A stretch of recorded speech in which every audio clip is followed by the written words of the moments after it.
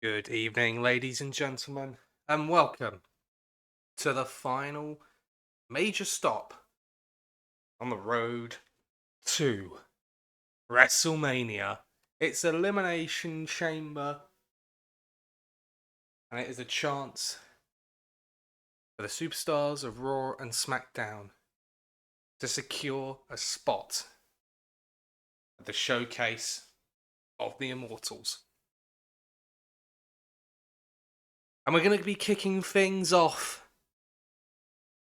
with one of three Elimination Chamber matches that we have scheduled for you tonight, brought to you by the women of Raw.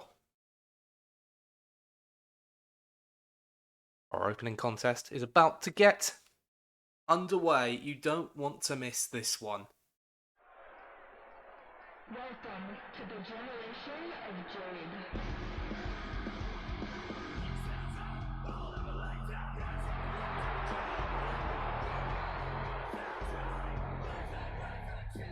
The following contest is the Elimination Chamber match! The rules of the match are as follows. 4 participants will be locked away in their respective pods. 2 superstars will start the match in the ring. The participants will be released into the match in random order. Eliminations can take place at any time during the match. The last superstar remaining in the chamber will be declared our Elimination Chamber winner. Making her way to the ring from Chicago, Illinois, Cora Jade!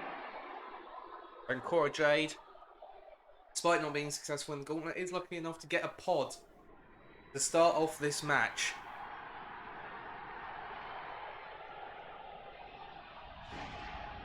A storm is coming. About the one superstar whose entry number we do know is this woman, the winner of the gauntlet match on Raw, Jade Cargill, will be entering the chamber last. A huge advantage for anyone. First, from Vero Beach, Florida, Jade Cargill!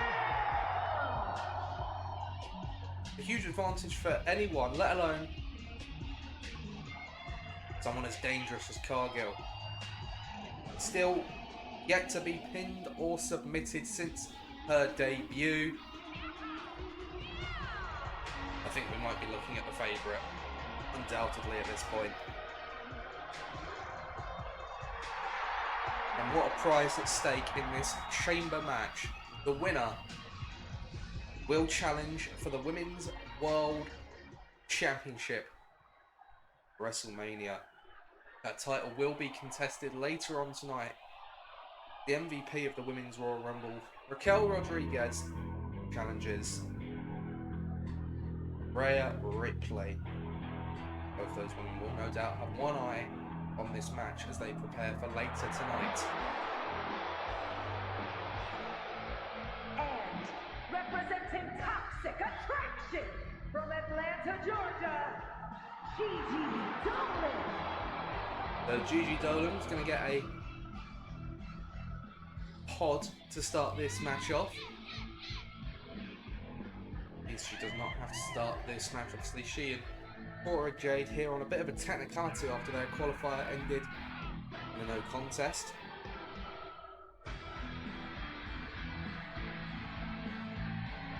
Hey, I guess it doesn't really matter how you got here. You're here now. Gigi Dolan will be looking to pick up the win inside the chamber, getting perhaps an unexpected berth for WrestleMania.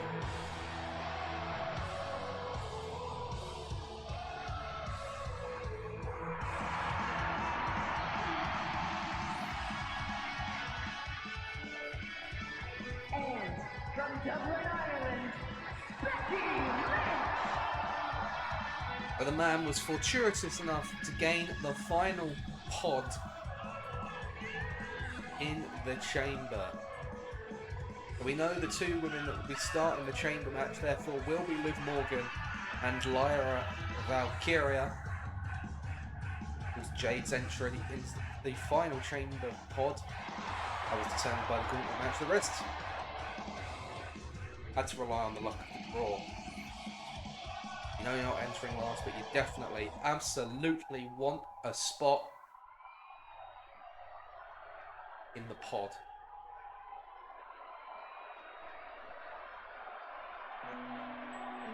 Less time in the match, less time taking punishment and facing adversity.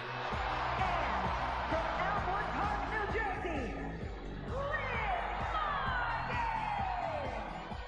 So unlucky number one in the chamber tonight is Liv Morgan. She will be kicking things off here at the Elimination Chamber. Gonna have to go wire to wire. She wants to go to WrestleMania.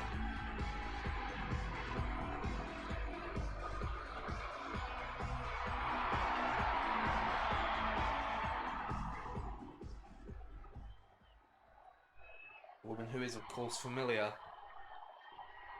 The women's world champion. They have met previously, most notably back at the Survivor Series event, where Ripley, of course, retained the title on that night.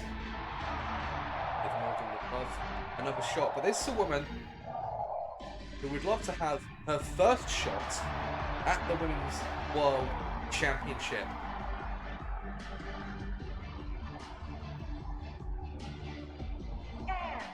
and from Dublin, Ireland,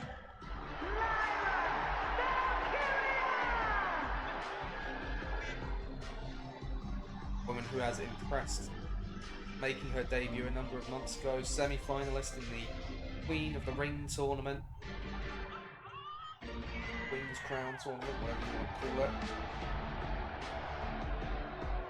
She meets the winner of said tournament, Liv Morgan, to start off. So Lyra Valkyria, number 2 in the chamber. We're going to be starting it off with a rematch of that tournament semi-final from a number of months ago.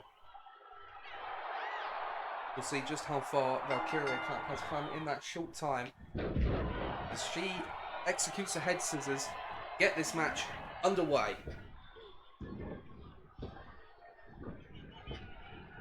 At regular intervals, pods will open one by one. The last woman standing going to WrestleMania.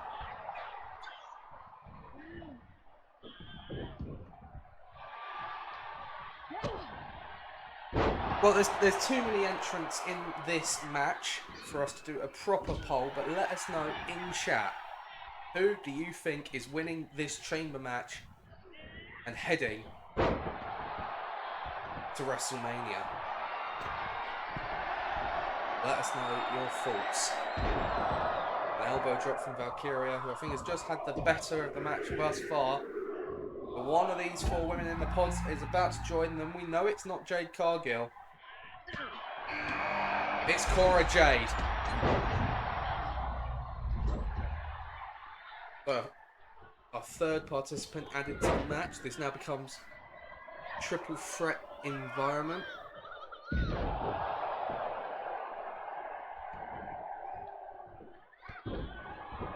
Cora Jade was the first woman eliminated in the gauntlet match, the latest episode of Raw.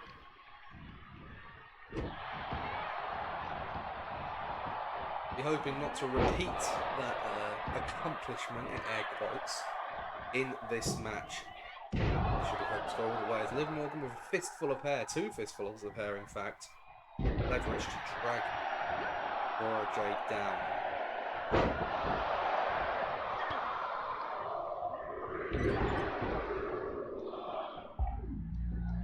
As the next participant is about to enter the ring, Gigi Dolan now joins the Elimination Chamber. Triple threat becomes a fatal 4-way.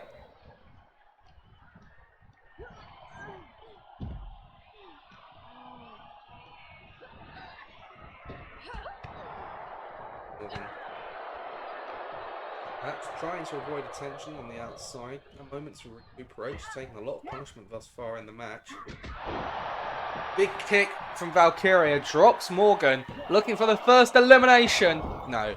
Morgan able to kick out at one. Still got a lot left in the tank.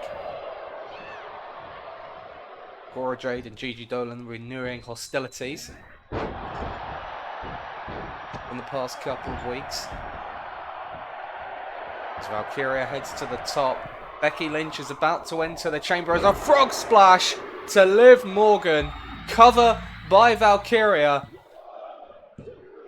Morgan gets the shoulder up at 2. She's going to need to turn things around in a big way. Will we see an elimination before Cargill enters the chamber? 5 women in the match now. Valkyria and Jade going at it on the outside of the ring. Morgan, Dolan and Lynch all in the ring. As soon as I say that, Lynch sent to the outside and the other two head back in. It's a lot to keep up with here. Yet to see our first elimination. And soon the final participant, Jade Cargill, will enter the ring. The countdown is on. The Elimination Chamber is about to begin in earnest. 2, 1, and Jade Cargill enters the fray. All 6 women in the chamber now. Let's see how this plays out. It's a spine buster from Cargill to Valkyria. Welcome to the match, I suppose. Good agility there from Valkyria to fight off her opponent. Both of these women debuted on Raw around the same time.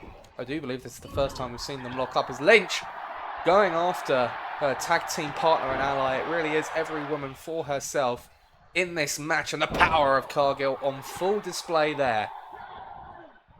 It was clear that Lynch has identified Cargill as her biggest threat in the match. Cover on Valkyria. And there's a kick out at 2. Still waiting for the first elimination of the chamber match.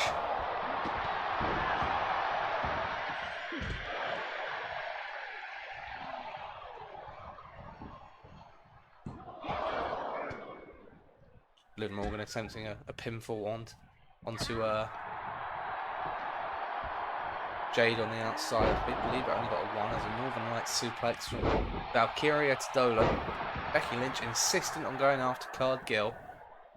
No friends in this match. Lynch with an armbar now on Dolan. Elimination rules, so no one's coming to help her as a sliced bread delivered to Jade Cargill by Cora Jade, who kicks out before the count of 1. My goodness, and a spear puts a stop to whatever else Jade had lined up, at least for a moment.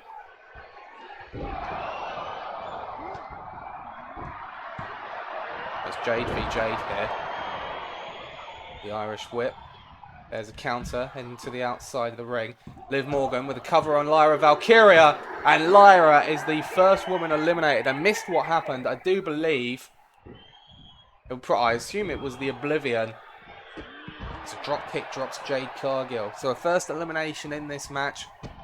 Disappointing for Lyra Valkyria. It was always going to be an uphill battle. Starting off the match in the first 2 positions.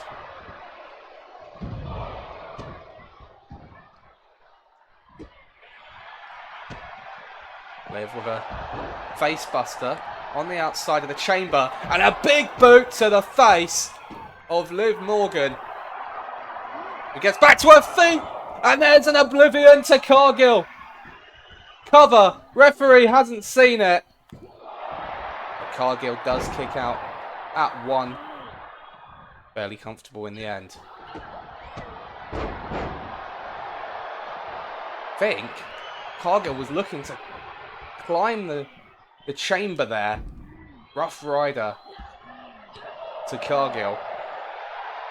Gigi and Jade renew hostilities once more.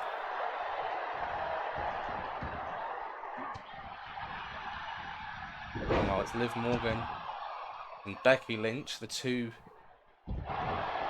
more experienced heads, the veterans of this match, I suppose.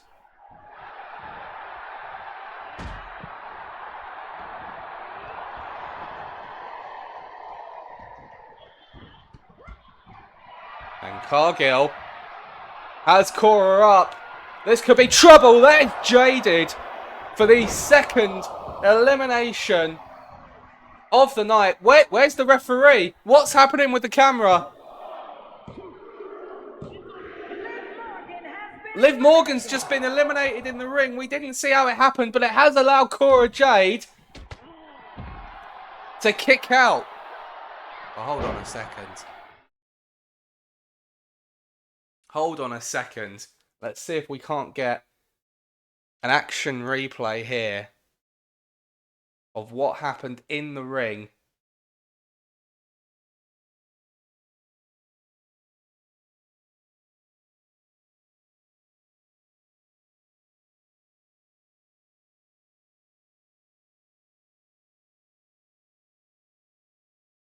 Okay, I do believe we found the angle for you. I do believe, yep, Becky Lynch with a manhandle slam. What was the referee playing at? I have no idea. Stepping in and out of the ring, but that's what happened there. The manhandle slam causing the elimination of Liv Morgan from the match. Becky looking for an armbar now on, I believe on Gigi Dolan, yeah, but Gigi does escape. Meanwhile, Cargill with a big power move.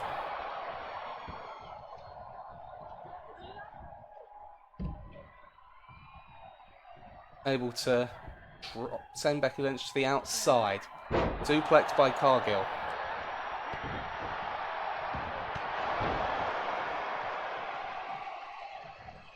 As Becky turns her attention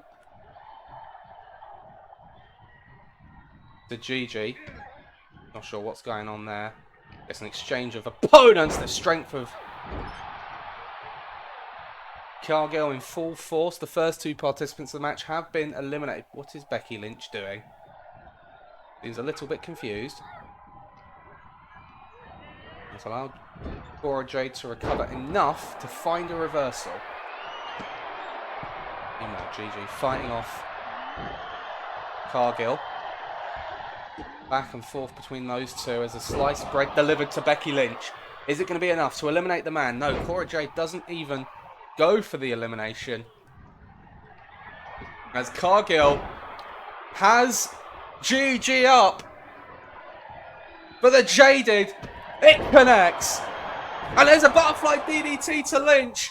Referee doesn't know what to do. The cover, I don't know who's counting. Oh, well, Lynch kicked out, but Gigi didn't. We are down to 3 now in this match.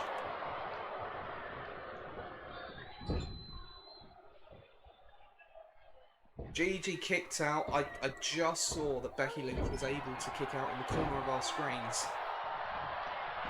Half the field is gone. It comes down to Jade Cargill, Becky Lynch and Cora Jade. One of these women will be going to WrestleMania.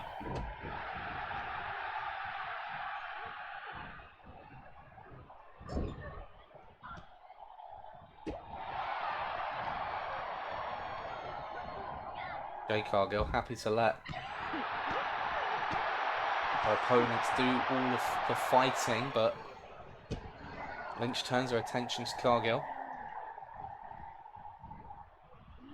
Jade back into the ring, looks to pounce.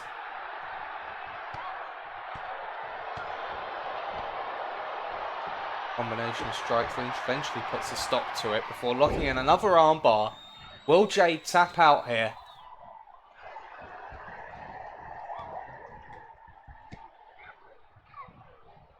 Jade escapes and manages to avoid whatever it was that Cargill had lined up. It's another armbar. And once again, Cora Jade escapes the submission. Couple of punches to the face of the man. Cora looking for the butterfly DDT. Lynch finds the reversal. And is going to head to the top rope. Jade's just watching on. I don't know why Lynch and Jade are allowing Cargill to watch on. The Leg drop from the top. There's a 3. It's down to Becky and Jade Cargill. Cargill wastes no time going after her ally. Well, you felt like this was always going to be the case. These were the two favourites in this match.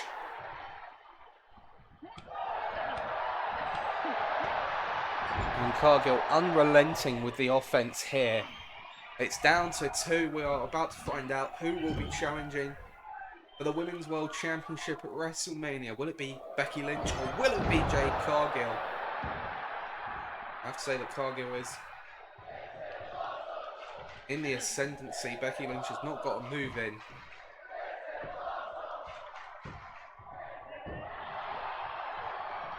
Since the elimination of Cora Jade, Lynch though finds a reversal, looking for a manhandle slam, I think. But Cargill finds a reversal. Lynch finds the reversal, looking for a manhandle slam. Connects for Becky Lynch to go to WrestleMania. Cargill gets the shoulder up. Cargill finds the reversal. Lynch struggles into the corner. I don't think the man has much left to give in this match.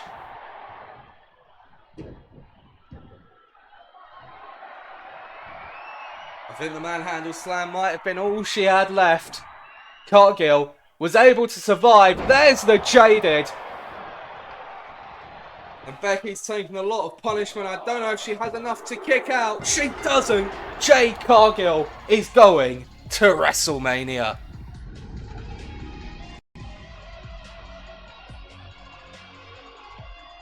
It always felt the likely outcome, given that she had the final entry spot.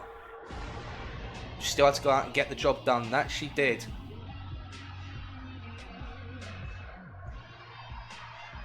Here is your winner, Cargill!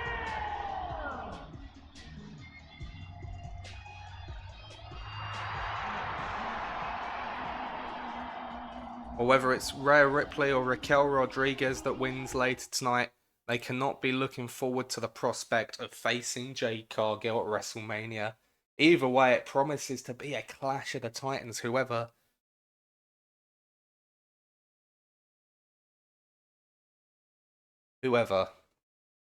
Cargill ends up challenging.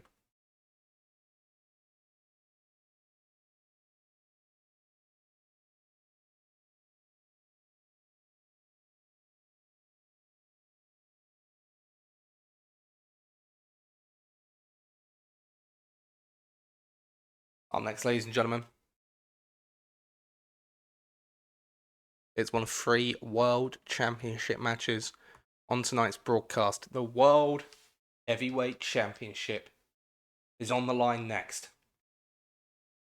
After a quiet year, Nakamura has picked up a few impressive victories in recent times, which has led to him being declared the #1 contender. Can Shinsuke finally reach the top of the mountain? To do so, he has to dethrone Gunther.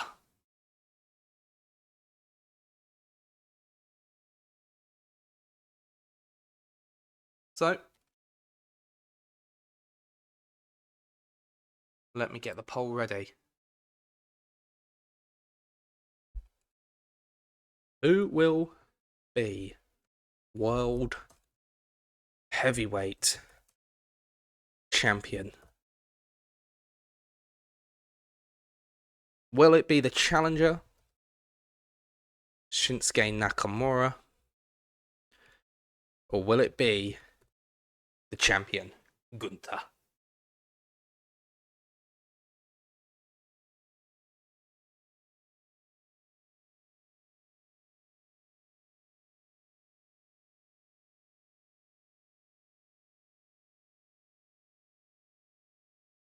The second match of tonight's broadcast, our first championship match, our first World Championship match. Let's get this one underway.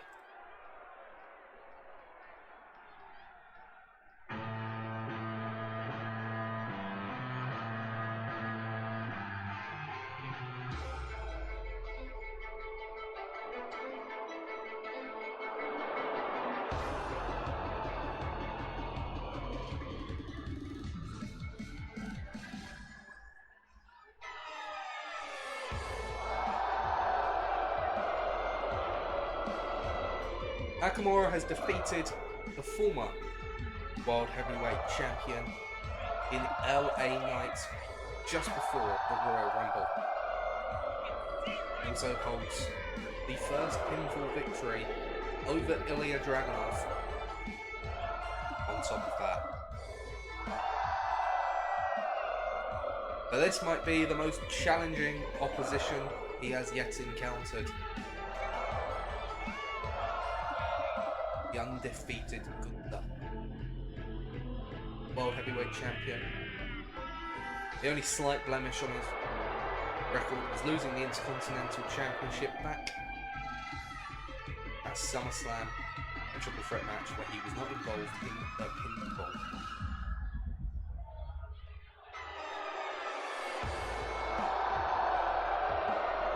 Nakamura's found form that we haven't seen like from him in quite a long time. He is channeling the samurai of old tonight.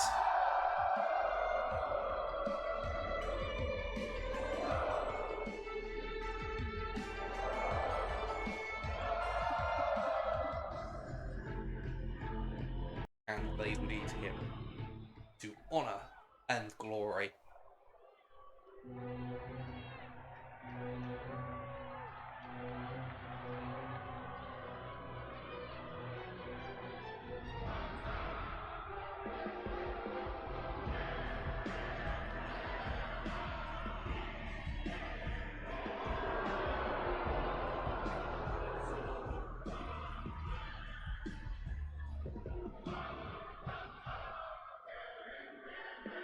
Ludwig Kaiser,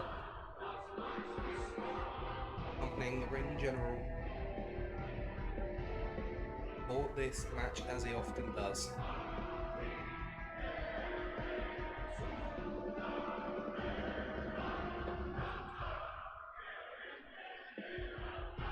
The WrestleMania sign in the distance. Pretty much every match tonight placed at the showcase is up for grabs. If you win your respective chamber matches, or indeed if you can survive the night as a champion, you've likely secured a spot in the biggest show of the year.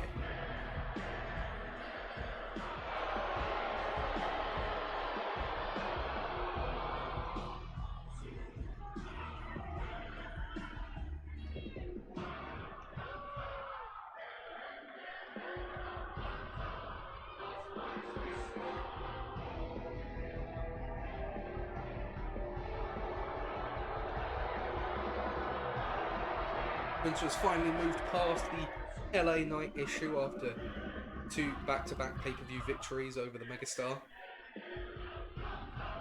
Two were really polar opposites. He's perhaps got more in common with Shinsuke Nakamura than he would care to admit.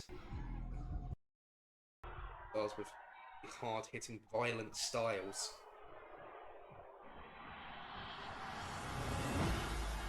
That's what it's all about right there. The World Heavyweight Championship of Raw. The following contest is scheduled for one fall and is for the World Heavyweight Championship. Introducing the challenger from Kyoto, Japan, weighing in at 220 pounds, Shinsuke Nakamura!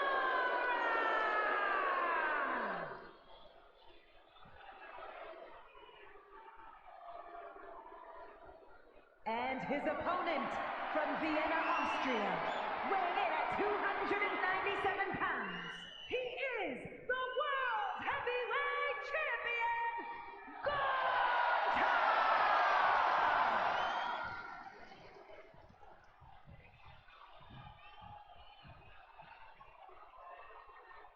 Well, the people have spoken in the poll and they are predicting a new World Heavyweight Champion.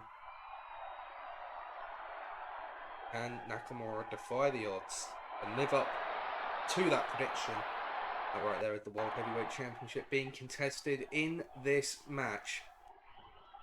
Shinsuke Nakamura versus Gunther for the World Heavyweight Championship. Referee rings the bell, match underway. Nakamura right out of the gate. Gunther saw it coming. It's a combination of strikes from Gunther that drops Nakamura early in the contest.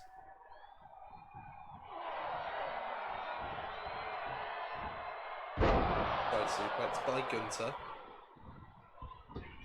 For a hip attack that he goes for so often, and already the challenger finds himself on the back foot. He slips out of that one. A kick to the Achilles heel. Over. Gunther. Irish whip. Nakamura whiffs the kick. Is the moment getting to him? So the pressure getting to him. Well, he reverses the signature chop of Gunther, which we don't see many people do. He has the champion locked up in the ropes. Knee to the gut. The Kaiser looking to get involved and forced to drop off the apron as a knee drop across the back of the challenger. Nakamura in control of this championship contest. Needs to be wary of the presence of Ludwig Kaiser, but Gunther finds the reversal. Under a count out or disqualification will mean that Gunther retains the World Heavyweight Championship. Champion's advantage is in effect here tonight. Single leg drop kick by Shinsuke. Referee's count continues to climb. The Irish whip is reversed by Gunther. Count of 7. Back into the ring now. Stiff uppercut by Gunther, who looks for the hip attack yet again, and it does connect. And down he goes into a crossface. Submission by Gunther, but he's forced to release it due to the rope break. Gunther to the second rope. Fights against it, and instead a drop kick. All hail Imperium, says Gunther. But to not waste any time, he doesn't want to follow Shinsuke to the outside. None of this, flippy flappy diving nonsense. Gunther's all about mat-based wrestling. Wrestling in the purest sense. As he looks for a third hip attack of the night. And he does get it. Now Gunther into a dragon sleeper, but before he could even lock it in, the referee puts a stop to that one. As Gunther is now firmly in control of proceedings. There's a gourd buster by the world champion.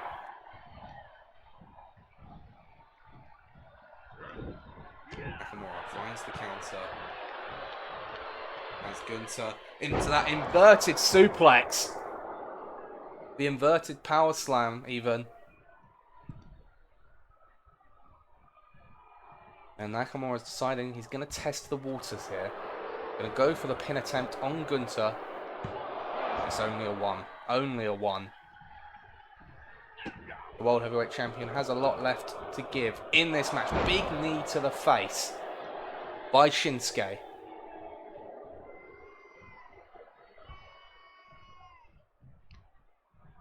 Nakamura now dishing out a lot of punishment to the champion. Kick to the back delivered.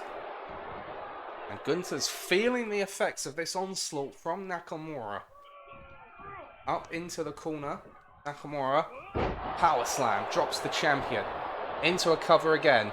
And Gunther once more kicks out with authority. Back to his feet. And a big chop. Puts a stop to the momentum of the challenger.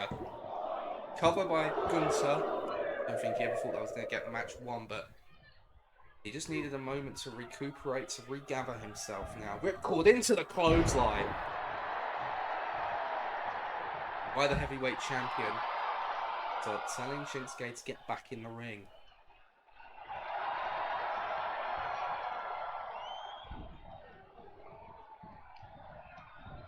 Irish whip, Shinsuke finds the reversal. Referee gets in the way. Nakamura with a Kinshasa! He did not... I don't know what happened there. He did not connect properly with the pin. I'm not even sure he connected with the Kinshasa properly. And it's allowed Gunther to kick out. But there's the warning shot for the champion. One Kinshasa might not get it done, but I don't know if Gunther would kick out in a second.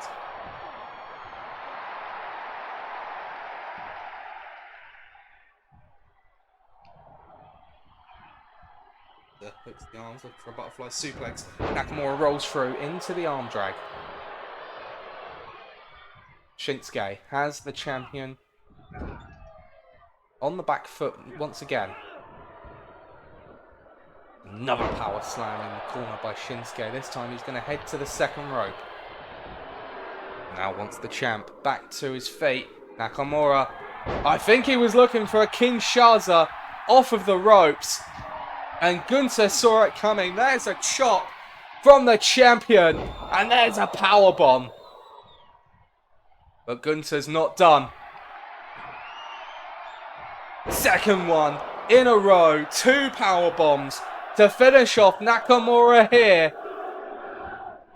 And Gunther releases the pinfall. He had the match won. Why would he release it? I can only think it's to send a message to the rest of the locker room. Big clothesline drops Shinsuke.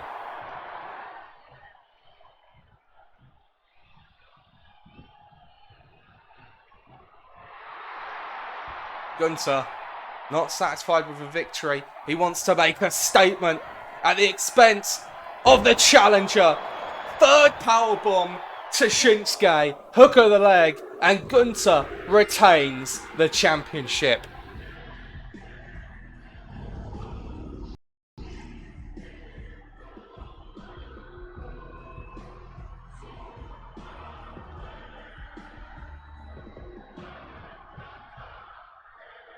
Here is your winner, and still the World Heavyweight Champion, Gunther retains the championship in emphatic fashion. Nakamura was almost like a lamb to slaughter by the end of that match.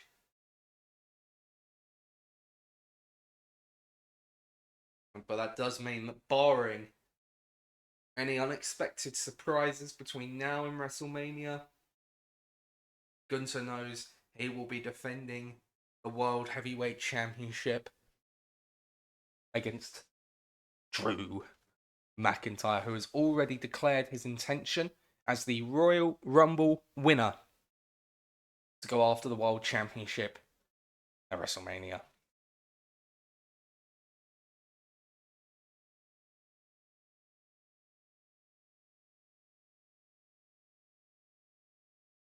Ladies and gentlemen, up next, we head to the tag team division. In particular,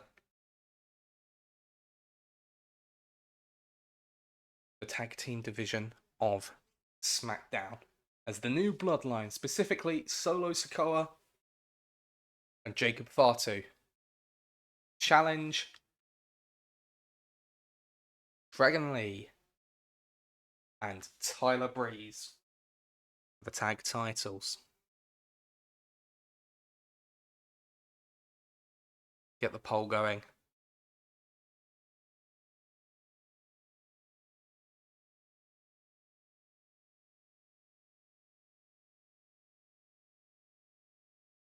Although it says it's still running for some reason, that's peculiar. There we go. So, who will be WWE Tag Team Champions? Will it be Solo and Fatu? Or will it be Breeze and Lee, who of course dethroned Pretty Deadly back at Bash in Berlin for the tag titles?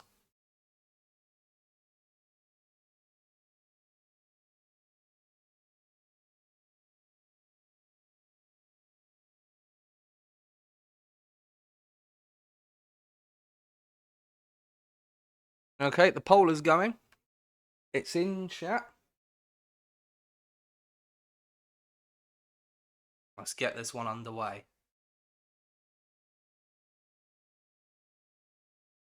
Hang on. We are sorry. There's some technical difficulties. Give us just a moment. Back in a sec.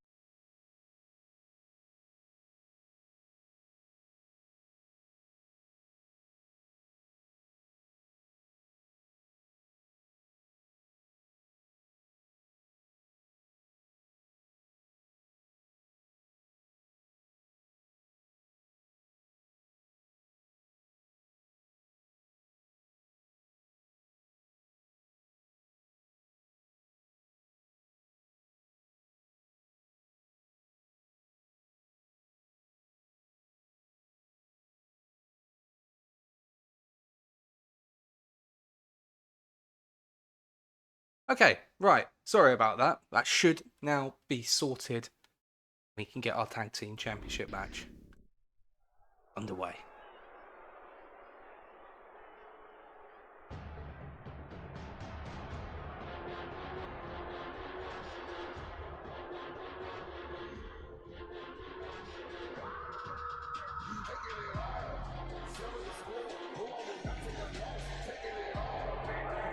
Well, the challengers are here by virtue of nepotism, quite frankly. It was The Rock that made this match as one of his final acts as general manager,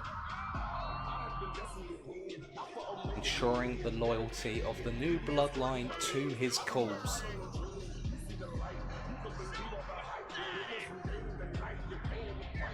So we can only hope that justice is served tonight and that Solo and Fatu do not capture the tag team championships.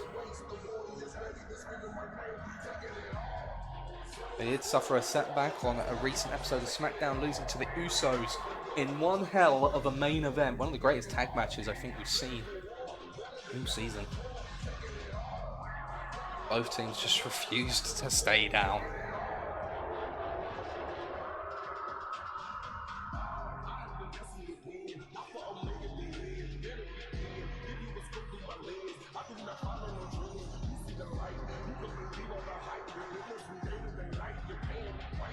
I shudder at the prospect of the Bloodline capturing the tag titles tonight and The Rock winning the WWE Championship later on. I don't want to see that happen, quite frankly, but the Bloodline have conspired to make it so. And there's only a handful of men who have a say in stopping them. One of them is this man. Tyler Breeze, one half the tag team champions. He could not be any more different from his opponents. His opponents are very, let's get down to business. We're going to beat the shit out of people. Tyler Breeze is a little bit more about the theatrics, as you can see, but don't let that fool you. He can compete with the best of them once the bell rings. There's a reason he is one half the tag team champions. Offered up his wisdom to Pretty Deadly before they spat in his face. Well, we understand actually that Pretty Deadly are outraged about this match tonight. They feel that Solo and Fatu have jumped the queue.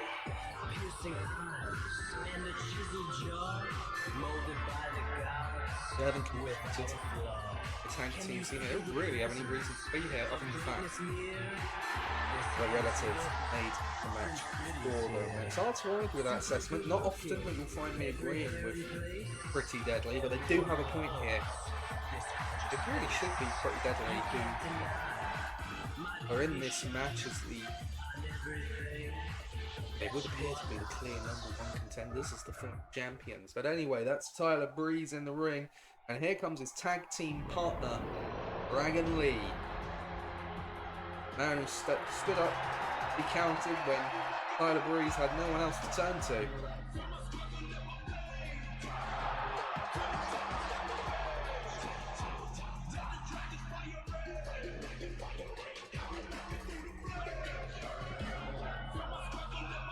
As the audience are predicting champions will retain in this match.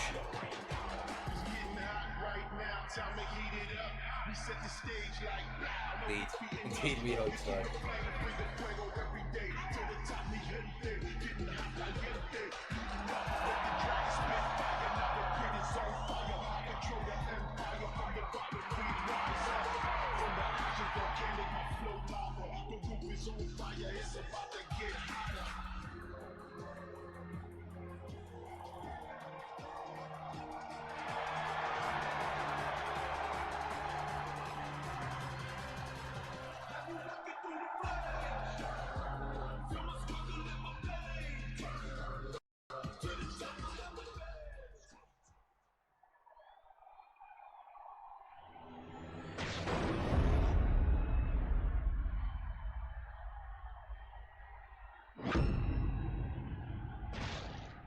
The following contest is a tag match set for one fall, and it is for the WWE Tag Team Championship. Introducing the challengers at a combined weight of 529 pounds, Jacob Felt and Solo Sikoa, the Bloodline. And their opponents, at a combined weight of 377 pounds, the team of Tyler Breeze and Dragon Lee. Bloodline unmoved, but the champions appear unfazed. Challengers will have the size and strength advantage. Champions must hope they have the speed and agility on their side. WWE Tag Team Championships are on the line. Jacob Fatu starting for the challengers. Tyler Breeze starting it off for the champions. Here we go. Breeze off the ropes and immediately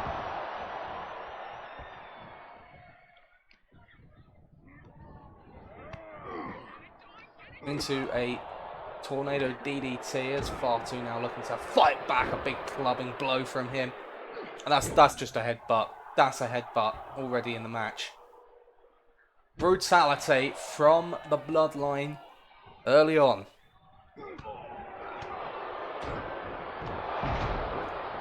Big clubbing blow right to the face of Prince Pretty.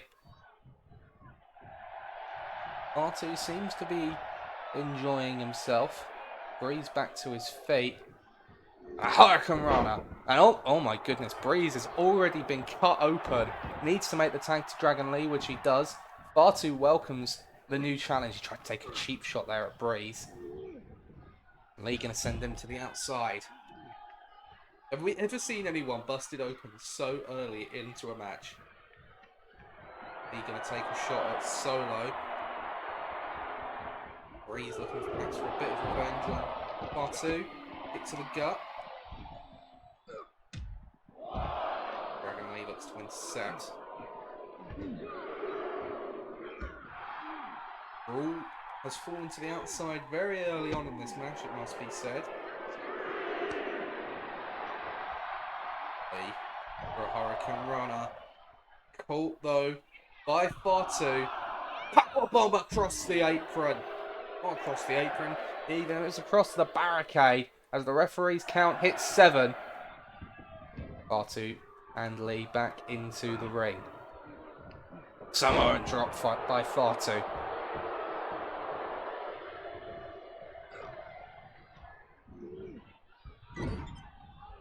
Tag made as Solo enters the match for the first time. A double axe handle delivered to the arm of Dragon Lee. For a Hurricane Runner, it's turned into a face buster. I think that might be the last time that Lee goes for that move in this match. Big shot to the throat by Solo. First pinfall attempt of the match. Gets a 1 count.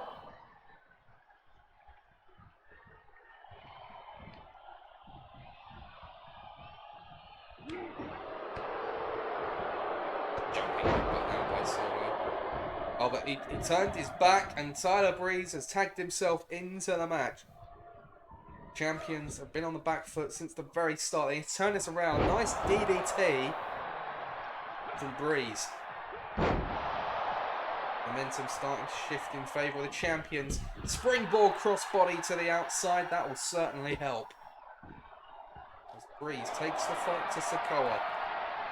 Submission on the outside. This won't count, but it will get a bit of damage in unless Solo can escape as quickly as he does. Driving Breeze into the barricade. The smaller the back, taking the brunt of the punishment there.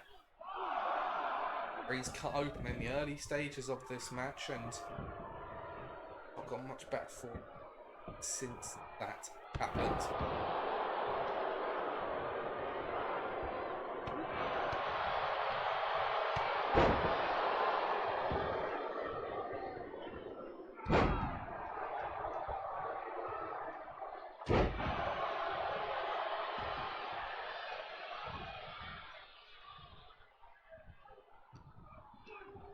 Irish whip. Breeze finds the reversal into the referee. Not the first time the referee's got in the way of the action tonight. As Dragon Lee is tagged into the match. Both men had similar ideas, neither of them able to connect. Headbutt delivered by Solo. Tagged in Fatu once again. Up into the Samoan drop. Oh, look how finely positioned that is for the moonsault, but Dragon Lee saw it coming and gets out of harm's way. Irish whip to the apron. Fatu finds a reversal, heads to the top rope. Lee tries to catch him, but Fatu rolls through into the tag to Sikoa. That roundhouse. No, it wasn't a roundhouse. A spinning heel kick, whatever you want to call it. Solo, I don't know what Solo's doing. Apparently, clearly understood enough to get the reversal in. Solo gets back to his feet. He looked to be going after Fatu, who's having none of it.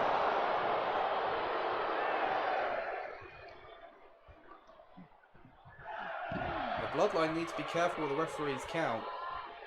The count out means they don't win the championships. Solo knows that and exits the ring to break the count. Sends Lee back into the ring.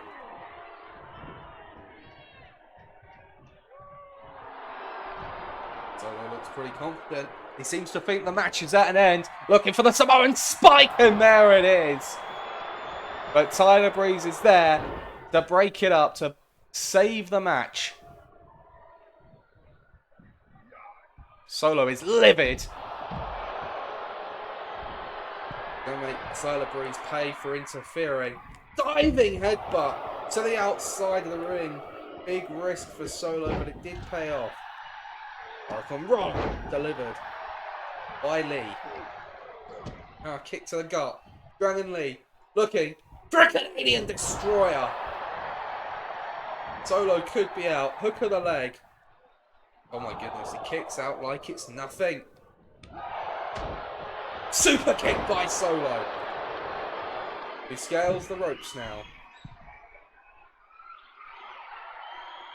Having a word with someone in the crowd looking for another diving headbutt. There it is.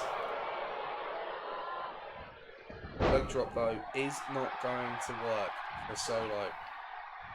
DDT delivered.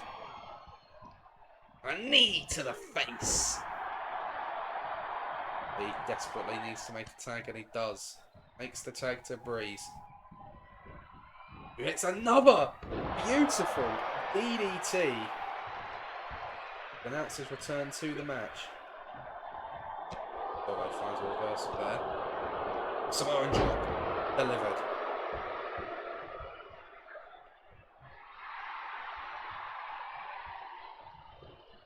Breeze back to his feet. Not sure knows where he is. Solo, I think, might have been looking For the rock bottom, Solo finds the counter to the supermodel kick, and there's a belly to belly. Tag made to Jacob Fatu, who heads to the top rope for a swanton bomb. Nicely done. Hook of the leg. Dragon Lee flew across the ring. Didn't have time for the count to really begin at all. Slammed down by Fatu. Fatu just looking to unleash some hell on Lee, but he finds the counter, which is going to allow Tyler Breeze to take control of the match. It didn't happen. But Fatu's not letting that go in a hurry. Just swats him down like a fly. Breeze looking to capitalise on the distraction with a punch to the face of Fatu.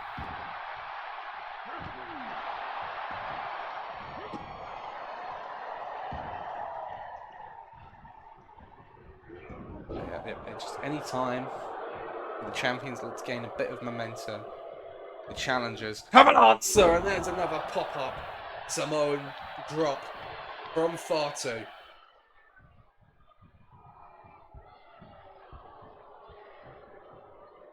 Down goes Lee. He rolls to the outside. Fatu doesn't look to be done. But a moonsault to Lee on the outside. As Breeze turns his attention to Solo, and he's turned his back on the Samoan Werewolf. There's a power slam.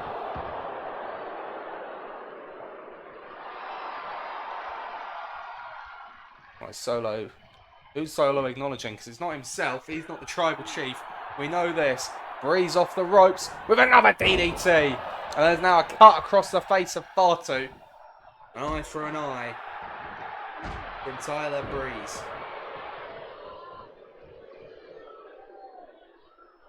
Super kick delivered by Fatu. Breeze to the outside.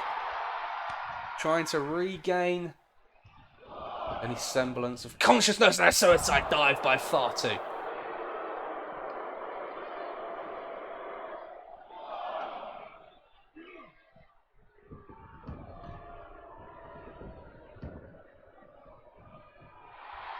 And Fatu laughing in the face of Dragon Lee as he pulls him into the ring.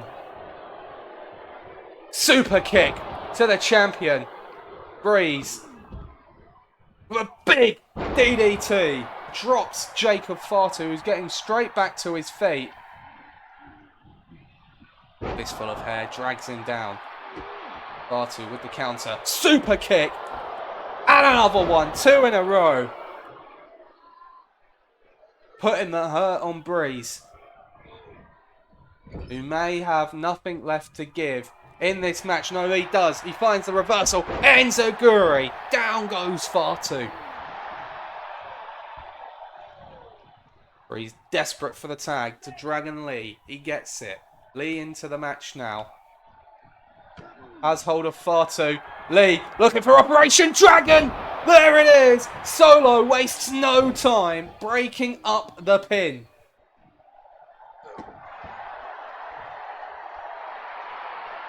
And Lee brings down the knee. The knee pad, I should say. What's he looking for here? Powerbomb. Flips through. Here comes the knee. And Fatu could be out like a light. Fatu into the corner. Lee targeting the leg of the challenger. Hurricane Rana, and finally this time he gets the Hurricane Rana. Tag to Breeze. As Fatu makes the tag to Solo, who walks straight into the Unprettier. Hook of the leg. Fatu doesn't know. It doesn't matter. Solo kicks out. He's fresh. He's incredibly fresh. He's probably taken the least offense of anyone in this match. Breeze knows that. Looking for the beauty shot. Solo's down to retain the championships. Oh my goodness. Solo kicked out. Another prettier. No, not an unprettier. It's a beauty shot even. And Solo kicks out once more. Well, I'll tell you what, Breeze, if you've got a third one up your sleeve, now's the time to hit it. Instead, he makes the tag to Dragon Lee, who gets caught by Solo. Looking for a Samoan spike to the throat. Hook of the leg. Breeze in for the save. Tag to Fatu once more. Oh, Breeze finds the counter to Fatu, but not on the second go around. Inverted Frankensteiner by Lee. Easy kick out for Fatu. Looking to get back to his feet. He rolls through. Super kick! Oh, I think Fatu was looking for the moonsault. Oh, there's a super kick. Oh my god. Fatu with a splash to the outside to Breeze. It's just wanton violence now by Jacob Fatu. Super kick. Lee gets out of the way. Looking for the Hurricane Runner once more. He got it once. I don't think it was wise to go for it again.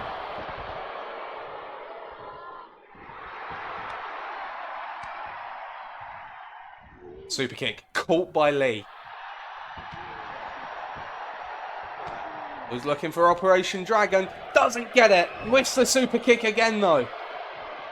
Oh my goodness. Back and forth looking for another Canadian destroyer. There it is. Fatu straight back to his feet. There's the super kick.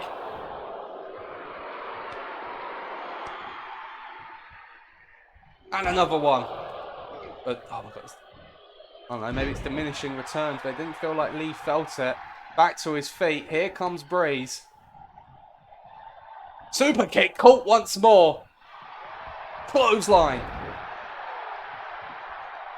The champions will not say die in this match, despite the onslaught from the challengers. This is the knee. Super kick. That will do it.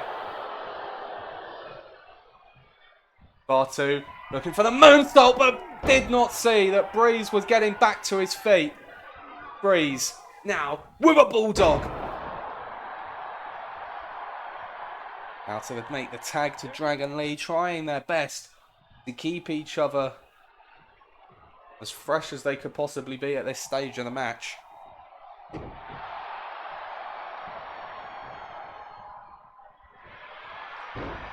Lee hooks the leg. Comfortable kick out for Jacob, who does get the super kick this time. Tag made to Solo, who's heading to the top. Lee back to his feet. Solo. Oh my goodness, that was a flying headbutt.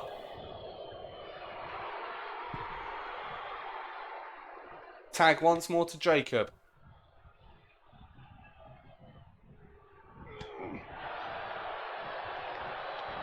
Another super kick delivered.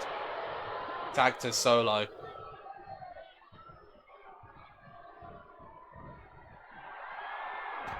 Once more ascends the ropes, this time looking for the diving headbutt. He does get it. I suppose these headbutts must be taking a lot out of Solo, because he keeps tagging Fatu back in afterwards. Down he goes.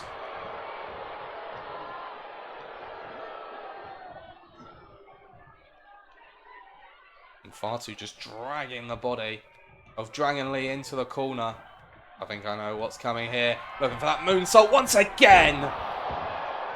Across the back this time. Into the cover. Breeze like a shot of lightning. Yeah, Fatu's not having any of that. He's not having it at all. Pop up Samoa drop. Thanks for coming, Tyler Breeze. But Lee, with the Hurricane Runner, takes out Solo and everyone's down, except Dragon Lee.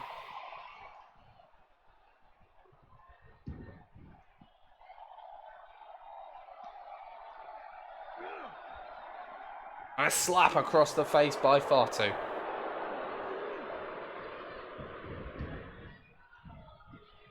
Who drops Breeze one more time.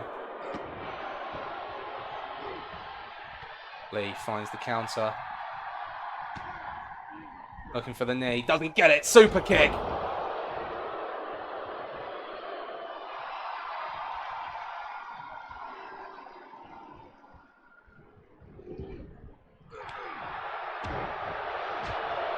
At this point, they're just throwing everything they've got at each other into the corner once more. Lee with a big strike to the face of Fatu. Kick to the gut. Second rope rolls through. Sunset flip powerbomb. Tag to Breeze again.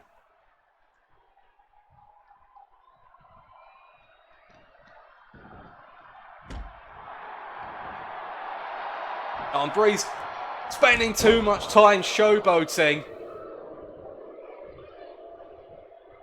But Lee finds the counter once more to the cheap shot.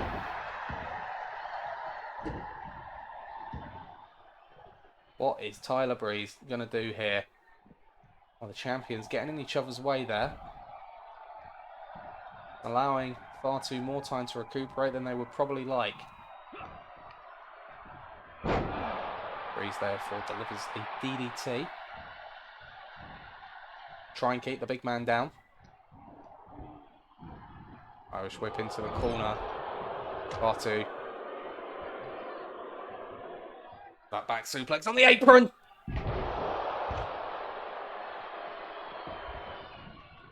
Kick to the gut of Breeze. Super kick doesn't connect flush.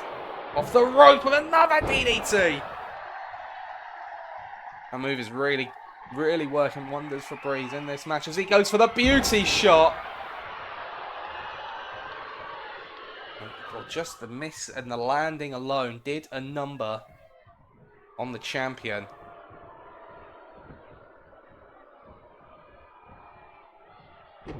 Breeze with the reversal, shot to the face.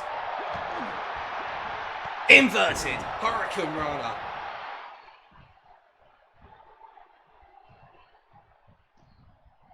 Irish whip into the corner. Fatu. Oh, diverted. Oh my God. I don't know what this man has against Dragon Lee, but he certainly has something against him.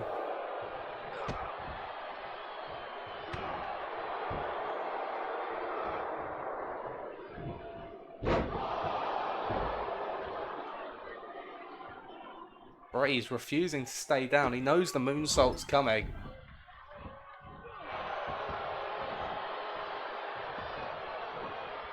As Fatu scales the ropes once more. For the moonsault.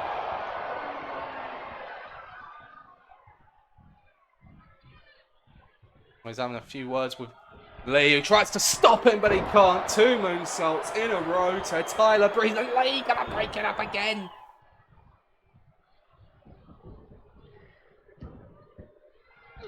Headbutt. Lee looked like he was out before he even fell. Breeze getting back to his feet, but the moonsault connects. 3 moonsaults to Tyler Breeze, and we have got new WWE Tag Team Champions.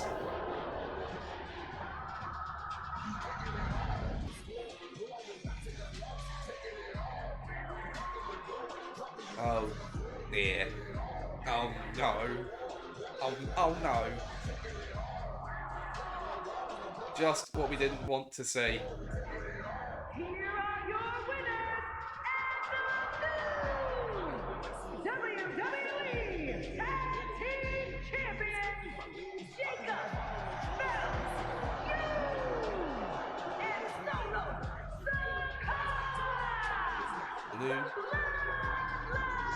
The new Bloodline capture the Tag Team Championships. Nepotism and cheating wins the day for Solo and Jacob.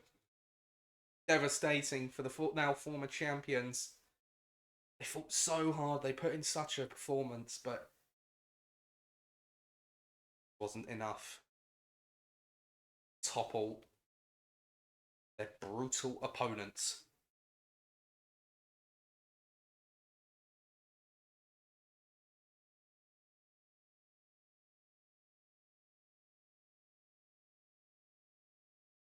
Well, up next, ladies and gentlemen, the Women's World Championship is up for grabs in our next match. So let's get the poll going. Who will be Women's World Champion? Will it be the challenger, Raquel Rodriguez? Or will it be the champion, Rhea Ripley?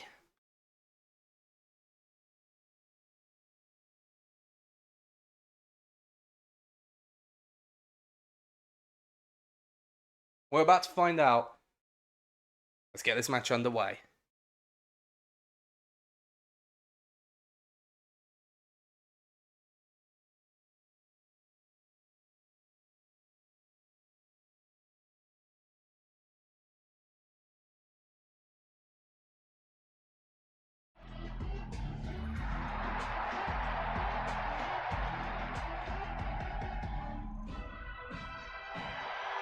So Raquel Rodriguez makes her way to the ring for the chance of a lifetime to challenge the Women's World Championship.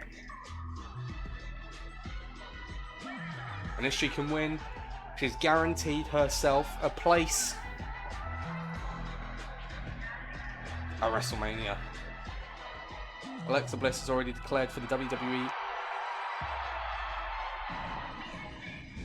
Women's Championship of SmackDown, and after the Chamber match earlier tonight, we know that Jade Cargill awaits the winner of this match at WrestleMania. Raquel has been in fine form in recent times, whereas Rhea Ripley has been impressive for a whole year. And more, if we're honest, but for the purposes of what we've seen, this has been quite a year for the Eradicator.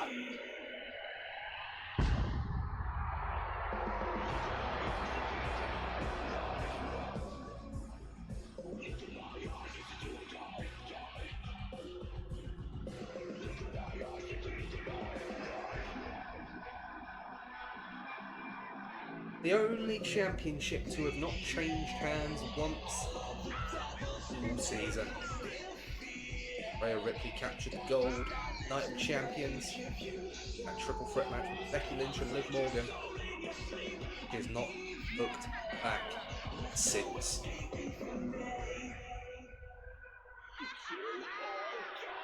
Could Raquel Rodriguez be the one to topple the seemingly undefeatable champion?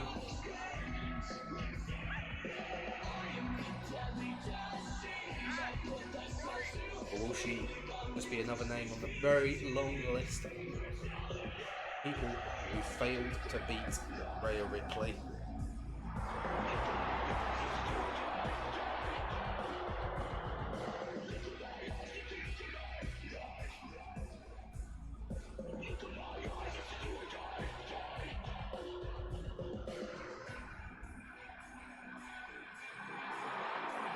There's not much to say about Rhea Ripley that hasn't already been said, if we're being honest.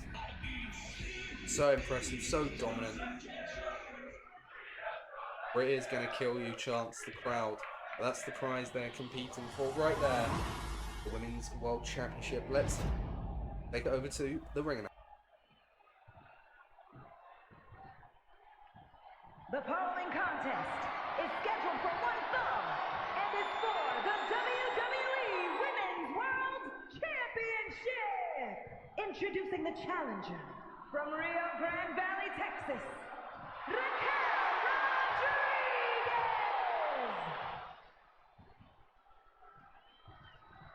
And her opponent from Adelaide, Australia, the WWE Women's World Champion,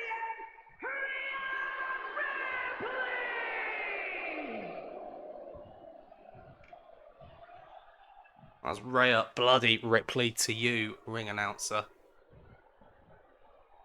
The champion still yet to taste defeat.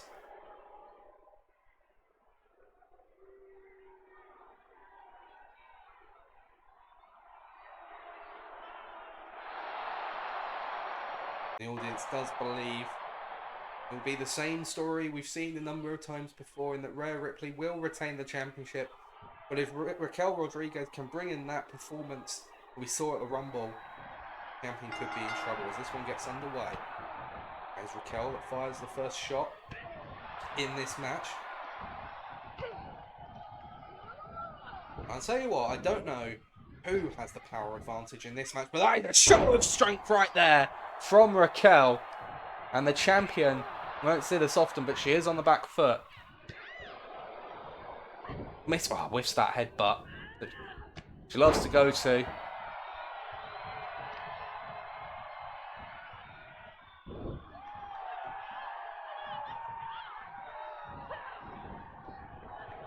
Oh, but that kick to the face, that'll put a stop to the momentum.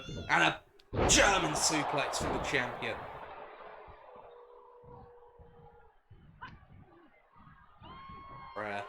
Grabbing the hair and tossing Raquel down. Raquel retreats to try and gain a moment's notice. There's the headbutt. This time it connects. First pinfall attempt of the match only gets a 1 count.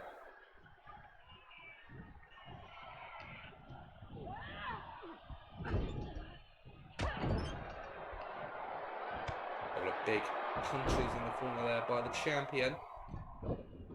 That's hold of the legs. And just tosses her up in the air. That's a bit more like what we've come to expect from Rhea Ripley in recent times. She has hold of the leg, looking for the single leg Boston Crab. There it is. Will Raquel tap? No, instead she escapes rather quickly. Loads some strikes on the champion. Oh my goodness, Raquel to the top rope. We don't see this often from her. Big splash to the outside. Is this the moment the challenge has been looking for? Drop of the elbow. 2, in fact. And 3. Referee begins the count. Champion's advantage is in effect. Only pinfall or submission is going to be enough for Raquel tonight. A number of clotheslines being delivered by Ripley. And a single leg drop kick.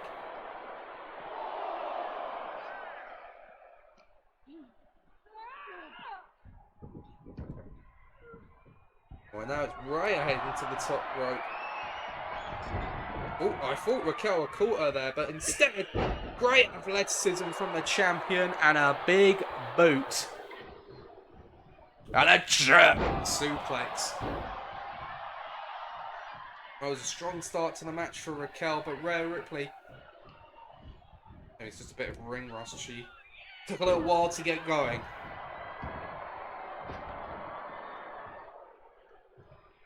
But my word, is she fired up now? Into the corner we go. Rhea with an inverted Alabama slam. Drops the challenger to the top rope for a frog splash. There it is. Hook over the leg to retain the Women's World Championship, but Raquel kicks out.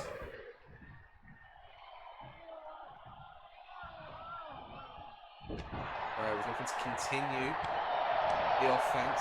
Raquel powers out. Big shoulder tackle drops the champion. Drop kick doesn't take Rhea off of her feet. Full Nelson. But the power of Raquel prizing the hands apart and drops Rhea like a bad habit. Drop of the elbow as well.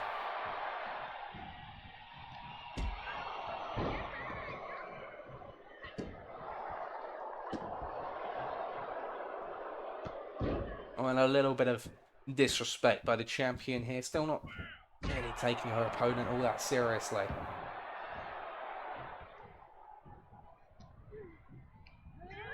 Irish whip into the corner to the top rope. This could be big. Strike from Rhea. Looking for a big time superplex. Gets it.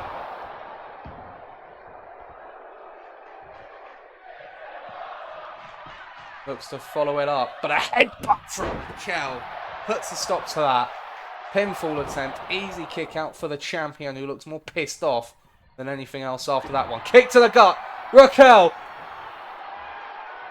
looking for the submission, I believe. Is Rhea in trouble here? She's using her own strength to fight out of it.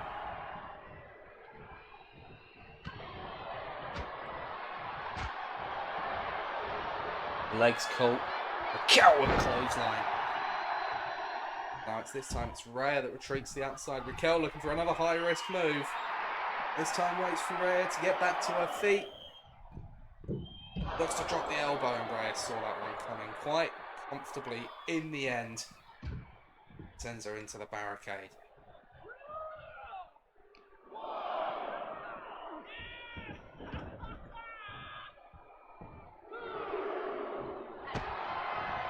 Stomp to the back. A camel clutch applied by the champion. Looking for a rare submission victory. Will sometimes go for the prison trap, but just look at the power of Rodriguez to fight out of the camel clutch in that manner.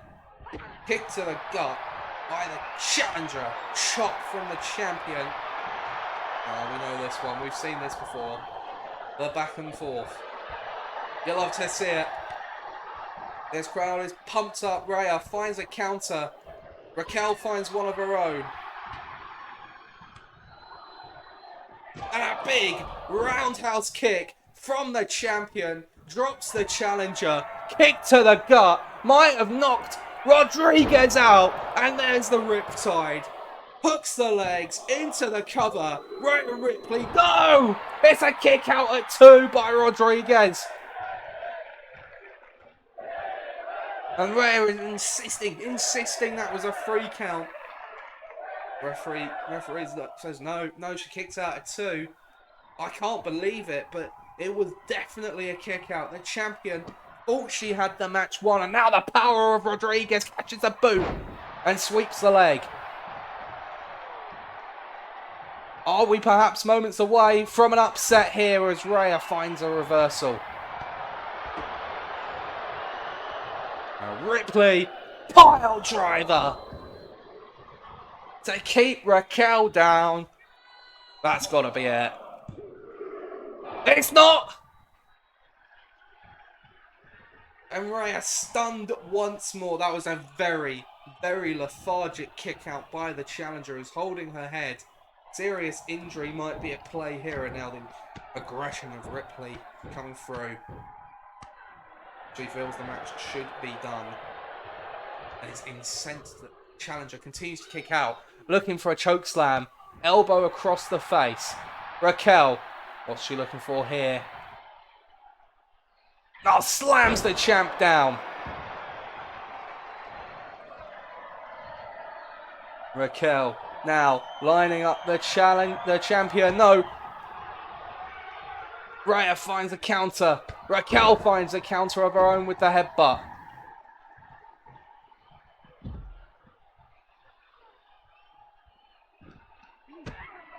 Both women looking to do whatever it takes to win. Rhea looking for Riptide on the outside of the ring. The crowd, the sadistic crowd, is chanting one more time. 2 Riptides, including one on the outside.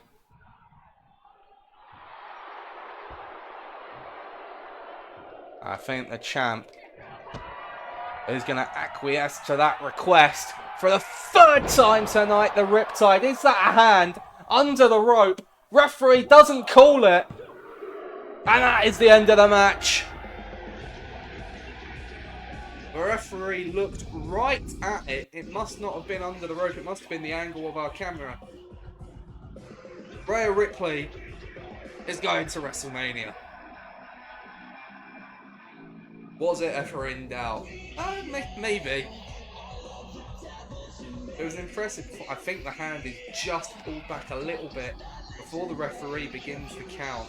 Here is your winner, and still the WWE Women's World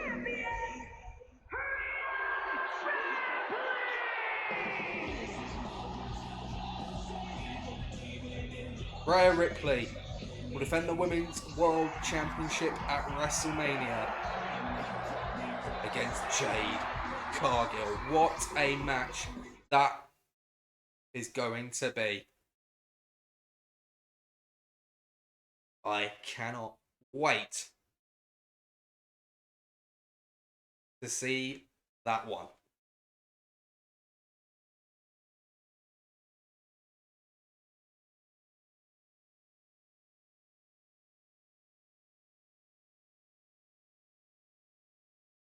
We're going to go to a short break now, ladies and gentlemen. When we return, we have our second Elimination Chamber match of the night. And the winner will be the number one contender to the WWE Championship. Don't go anywhere.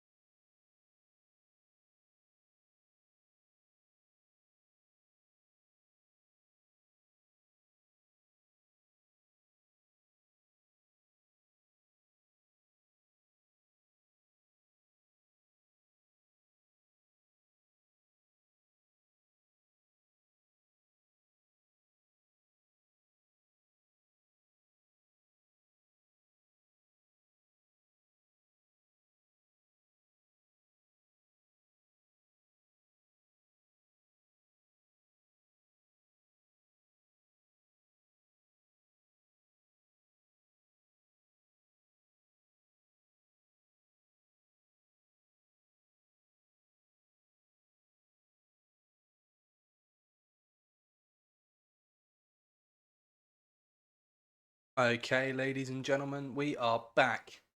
It's time for the second Elimination Chamber match of tonight's broadcast. Let's get this match underway.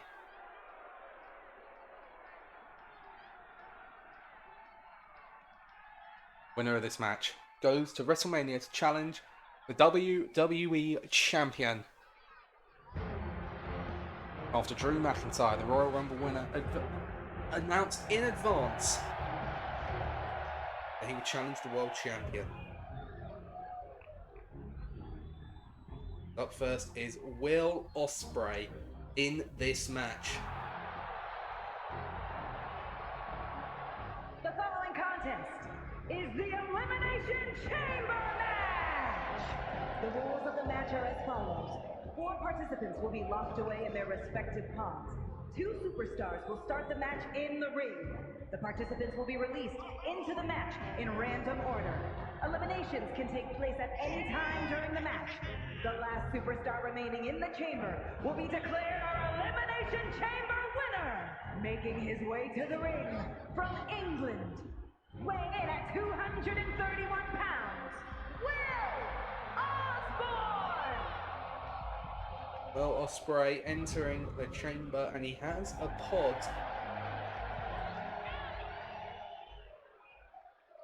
Winner of the gauntlet match was AJ Styles. He will get the final spot in the match, but the story of the gauntlet was John Cena, who went almost wire to wire, starting the match at number 1 and only falling to Styles' very last hurdle. Every other man fell in his wake, including this man, Kevin Owens. First, from Maryville, Quebec, Canada, weighing in at 266 pounds, Kevin Owens! Owens looking to put a difficult year behind him. He is potentially one match away challenging for the WWE Championship at WrestleMania, as are all 6 of these men.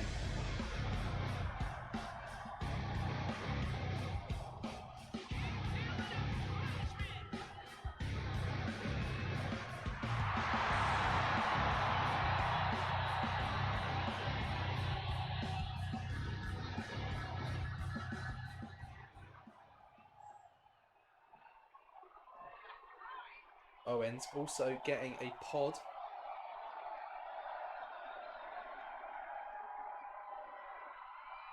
Chamber. Styles obviously has the last one. One more duck grabs as Styles himself is about to enter the ring.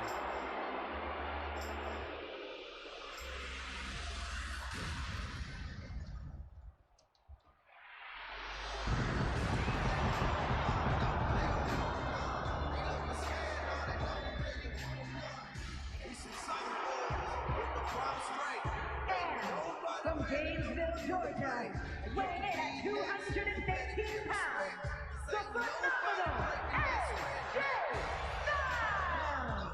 The King of the Ring won the gauntlet. He has the advantage of entering the chamber last. We already saw how much of a boon that could be. Jade Cargill entered last and won the chamber to kickstart tonight's broadcast. Can Styles follow suit?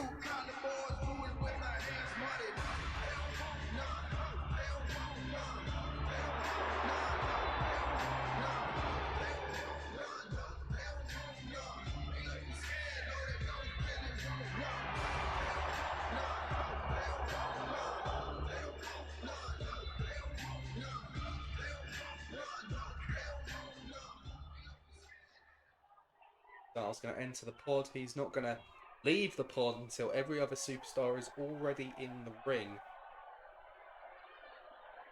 And that makes Styles the favourite in this match. The final pod spot. Well, that performance didn't count for nothing. He is going to get a spot in the pod. It would have been very harsh to make Cena start this match after the performance of a lifetime on Raw. And weighing in at 251 pounds, the greatest of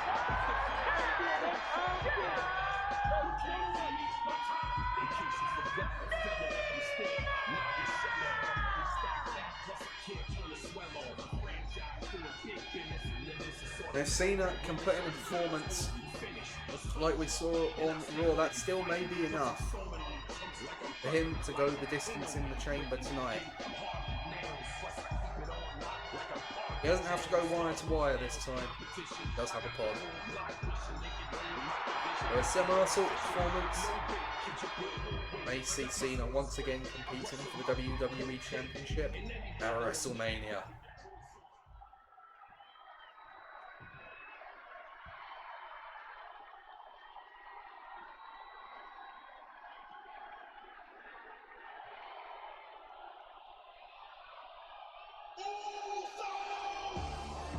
And once again, much like the Gauntlet, Jey Uso is starting off the chamber match.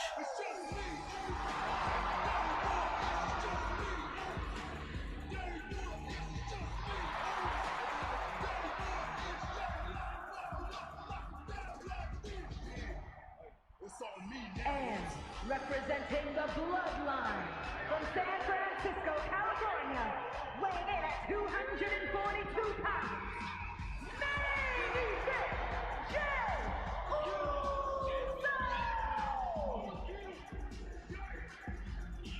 Jey Uso is going to have to survive each and every opponent in the chamber if he wants to go to WrestleMania to compete for the WWE Championship. Winner of this match will go on to face either the current champion Sami Zayn or The Rock. Those two will be contesting the title later on tonight.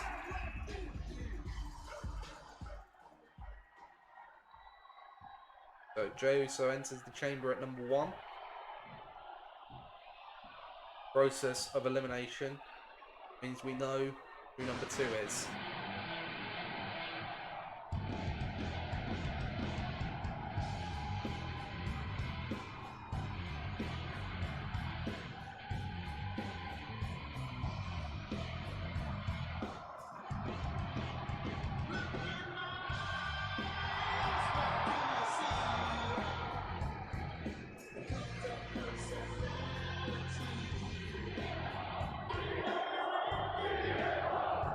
The crowd are chanting his name. Maybe this man is the favourite. The sentimental favourite. Based on the reaction.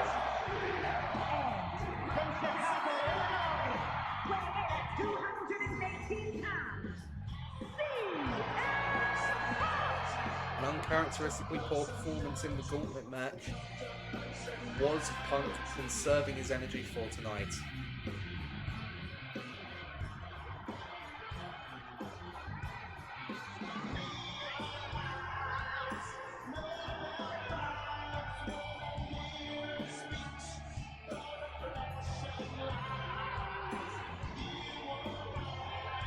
He would love nothing more than compete for the WWE Championship at WrestleMania once again. A short reign as world champion earlier on this year. It's Jey and Punk that start off the chamber match.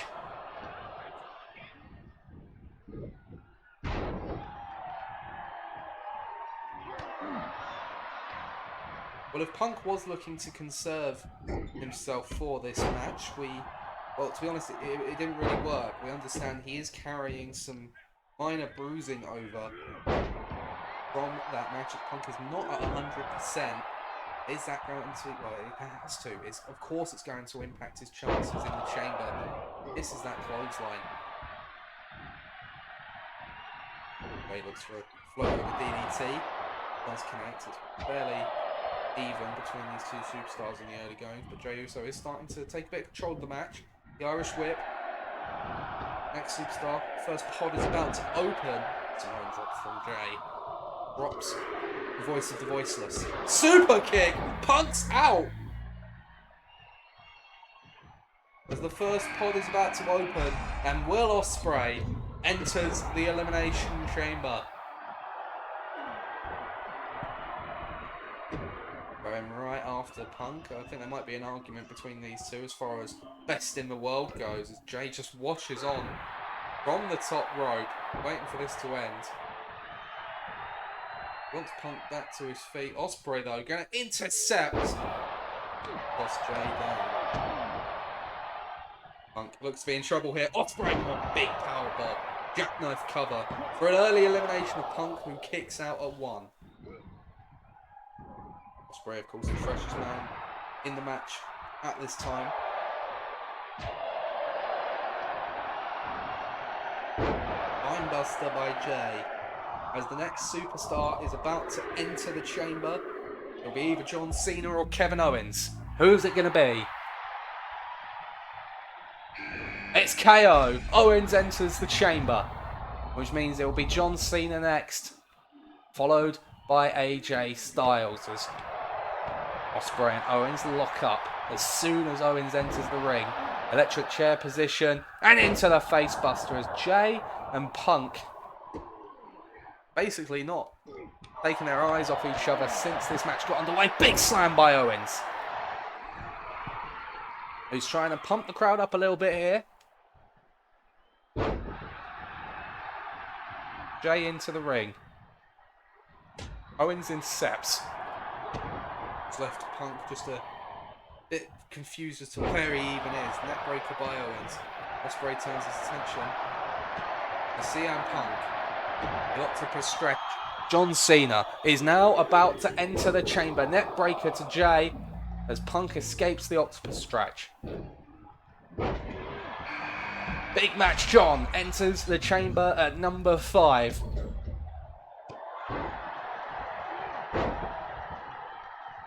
As Kevin Owens is going to work on Jey Uso here. Punk and Cena lock up. Look, quite a lot of history in that particular exchange, as Ospreay assists Jay with the enziguri to Owens. Ospreay off the rope with an enziguri of his own. Jay with the neck breaker to eliminate Owens, but it is a simple kick out for Kevin Owens.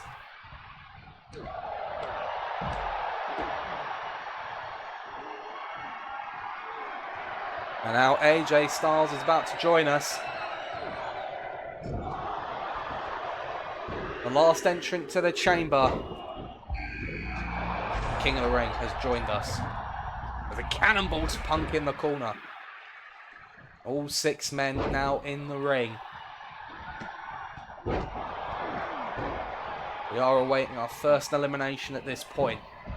Owens looking to soar here against Will Ospreay. Swanton, but nobody was home. Super kick, drops Ospreay. Hook on the leg for Owens for the first elimination. No, it's only a 1 count. Cena not giving him any time to breathe as he delivered a powerbomb to Kevin Owens.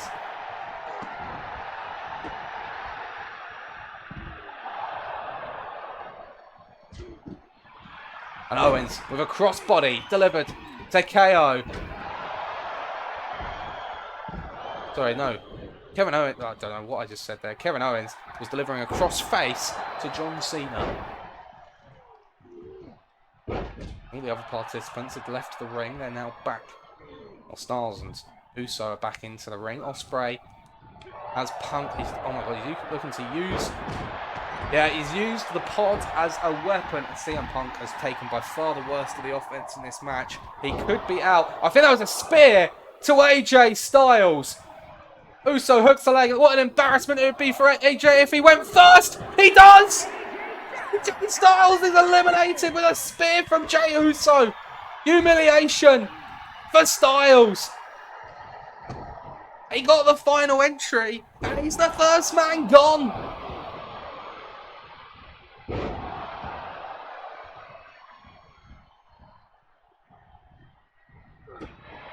Now Owens with a stunner to Jey. Hooks the leg. But Jey kicks out.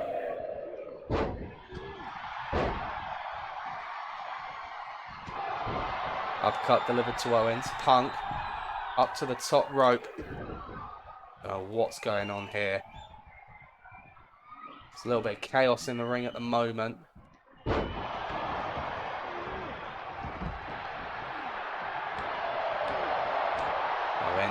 has Punk in a Boston Crab. Ospreay turns his attention to Cena.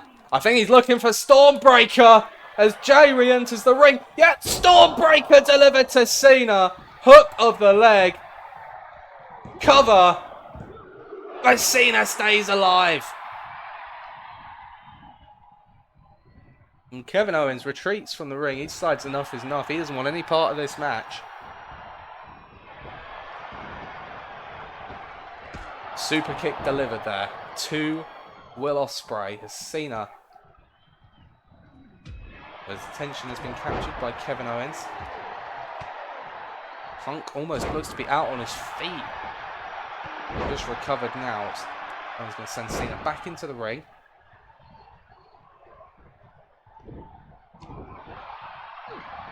Punk takes Jay down. Anaconda Vice! Anaconda Vice to Jey Uso! Looking for the submission. Is Jay going to tap? No, instead Punk releases the hold. And Ospreay goes after Punk. Removes him from the equation as well.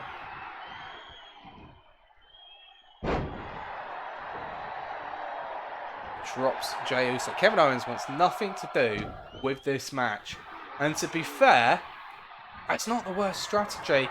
Punk and Cena up for the GTS. Go to sleep. Hook of the leg. Referee's seen it. The cover. And Cena kicks out. Stormbreaker and a go to sleep. And still Cena is alive in this match. Now Jay to the top rope to put down Will Ospreay with an Uso splash. Hooks the leg. And Ospreay's gone. We're down to 4. Cena. Well, he's taking care of business.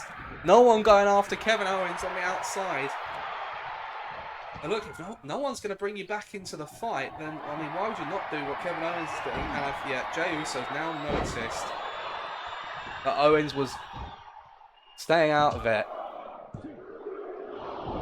Jay's out of it though. Owens with a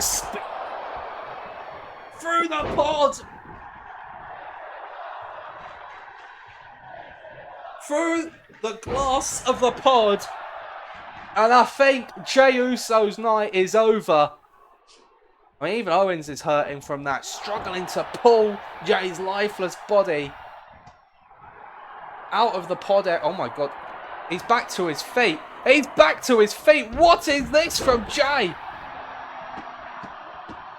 I think I heard Owens saying to stay down. Stay down, Jay. Punk to the top looking for a... Oh yeah, he's looking for a splash, but Cena out of harm's way. And the big boot could be all she wrote for Punk, who really doesn't look to have much left in the tank. Always slammed by Owens on the outside. Cena delivering a bomb to Punk on the inside of the ring. We've got 2 matches really going on at the moment. Cena with an STF to Punk. He has Punk in the STF. And Punk survives. He escapes the STF. Refuses to submit to his old nemesis.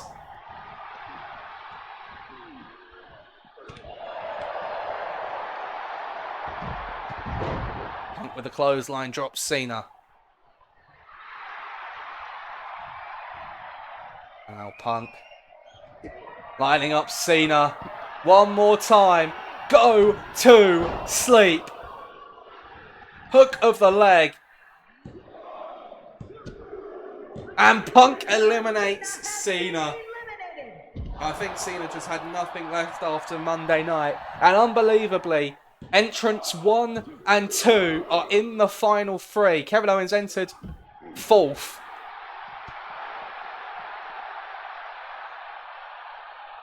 The final 3 in the chamber are Jey Uso, CM Punk, and Kevin Owens.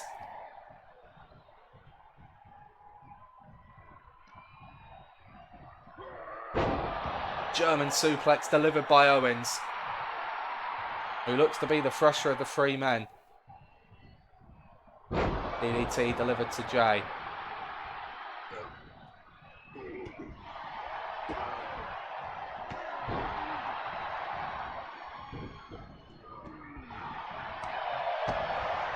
Super kick by Jay to the gut and the uppercut to follow it.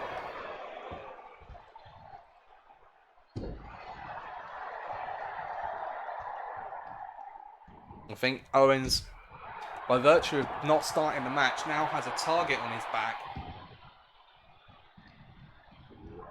Jay was looking for a spine buster, I think. Owens found the reversal. Now takes Punk out in the corner. Jay back to his feet. Stunner from Owens! Hooks the leg. Looked to pounce. While his opponents were distracted and Jay's eliminated. We're down to Owens and Punk. After all the punishment he survived in this match, really has become characteristic of CM Punk. He's in this once more. Into the Koji clutch, looking for a submission to put Owens away. Owens with a big elbow, fights out of it. Punk pulls himself up into the corner. There's a cannonball. A cannonball by Owens. The final two in this chamber match. I think Owens had to go the long way there. And a swanton bomb. Owens hooks the leg. And Punk kicks out.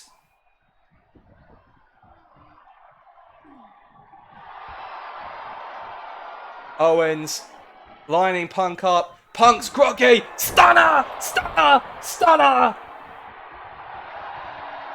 Owens gloating, but Punk back to his feet.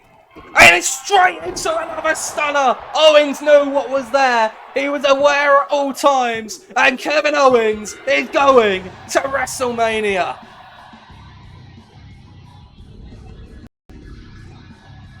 The game plan of Owens worked to perfection. He saw an opportunity to stay out of the action for an extended period, and that made all the difference.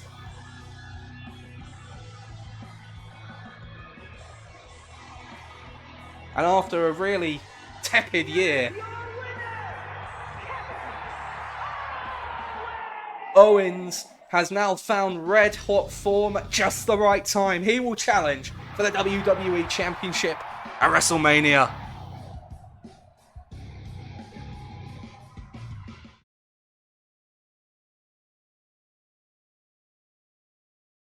He's flown under the radar for much of the year, and I think probably flew under the radar for a lot of people in that match. It worked to his advantage. Kevin Owens is going to WrestleMania. Up next is the ambulance match for the Intercontinental Championship. After an incredible performance in the Rumble, Strowman followed up by decimating the champion in one-on-one action. Can he repeat the feat in the ambulance match? Let's get the poll going. Who will be Intercontinental Champion? Will it be Braun Strowman? Or will it be the Celtic Warrior Sheamus retaining the championship?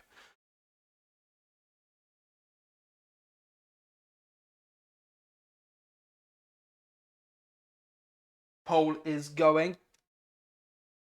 Let's get this contest underway.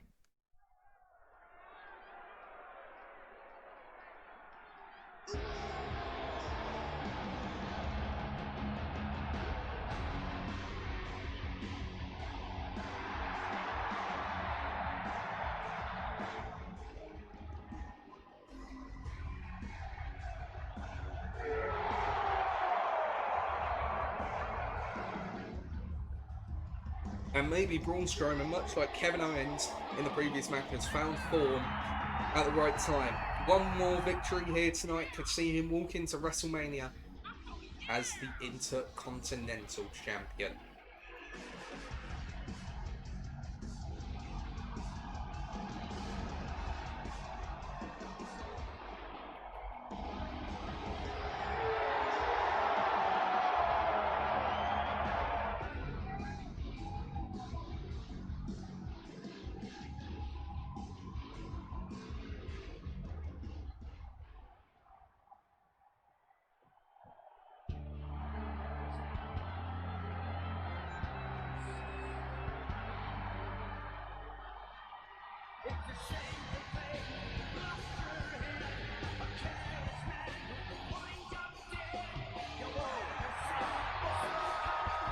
Here comes the Intercontinental Champion, a fighting champion.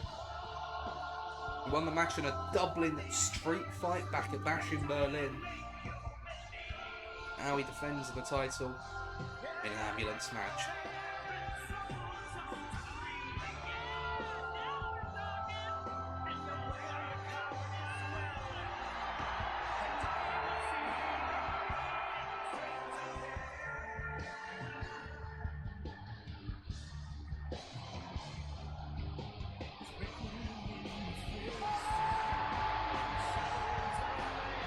Sheamus enter the biggest night of the year, or the biggest 2 nights of the year, I would say.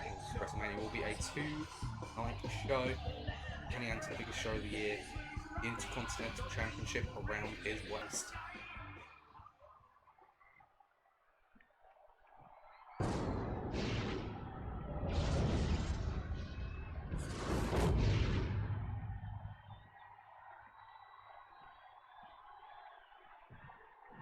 The following contest is an ambulance match, and it is for the WWE Intercontinental Championship.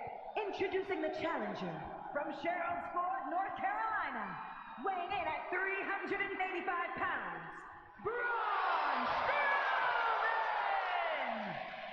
And his opponent from Dublin, Ireland, weighing in at 267 pounds, the WWE Intercontinental Champion, the Celtic Warrior, Sheamus! This one is going to be a slobber knocker. It's going to be a fight. It's going to be a brawl. All the other cliches. These two aren't going to wrestle. They're just going to punch each other until one of them can't get back up.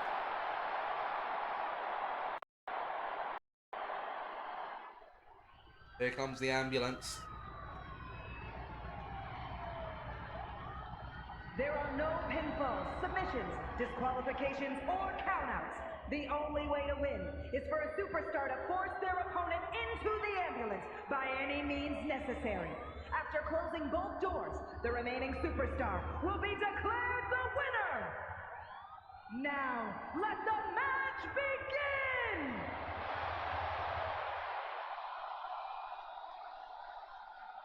So, can Strowman capture the gold? Or will Sheamus win as he often has done? The match is underway and it's Sheamus who starts things off strong. Sheamus already opening the doors of the ambulance. He's not wasting any time. The quicker the better for Sheamus in this match. It's the chair shot. Don't miss the follow-up though. And one to the face as well. Running out of the way of that one. Sheamus catches him. The audience believes that the champion will retain. He's looking to do so here. What on earth is going on? Sheamus looking to close the door, looking to end the match early, and Strowman just muscles in, forces the door open. And instead sends Sheamus back into the ring, closing the doors. Not sure about that one. In the Monster Online, man, you can't win the match like that. That shovel is barely doing anything to Strowman, and he turns it around. Sheamus rolls through and runs straight into that one. Needs to do a lot more damage to Sheamus than it seemed to do to Strowman. Back to his feet, big knee. Doesn't take the big man down. The second one does though. And now Sheamus taking apart the announce table. Another big knee. Drops Strowman. Strowman ducks under the axe handle. And just tossing Sheamus around like a toy. Like he weighs nothing.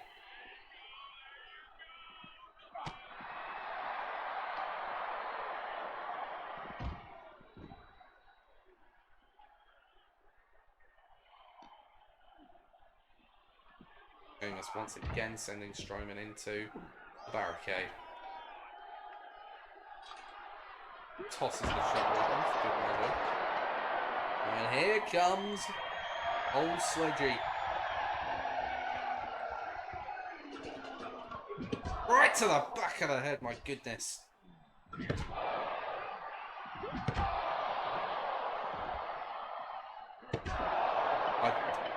I seem to defy the laws of physics, if you ask me. Nonetheless, seem to be effective. Looking for white noise. Strowman able to escape. Has hold of Sheamus now.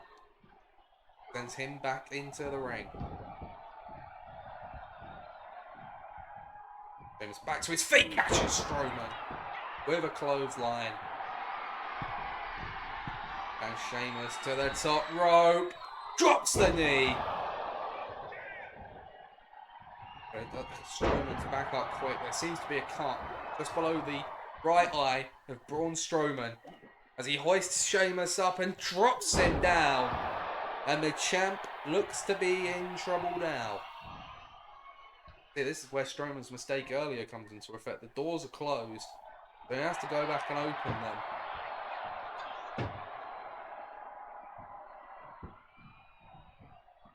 Takes his sweet time getting back into the ring. By that point, Sheamus is more than ready for the monster.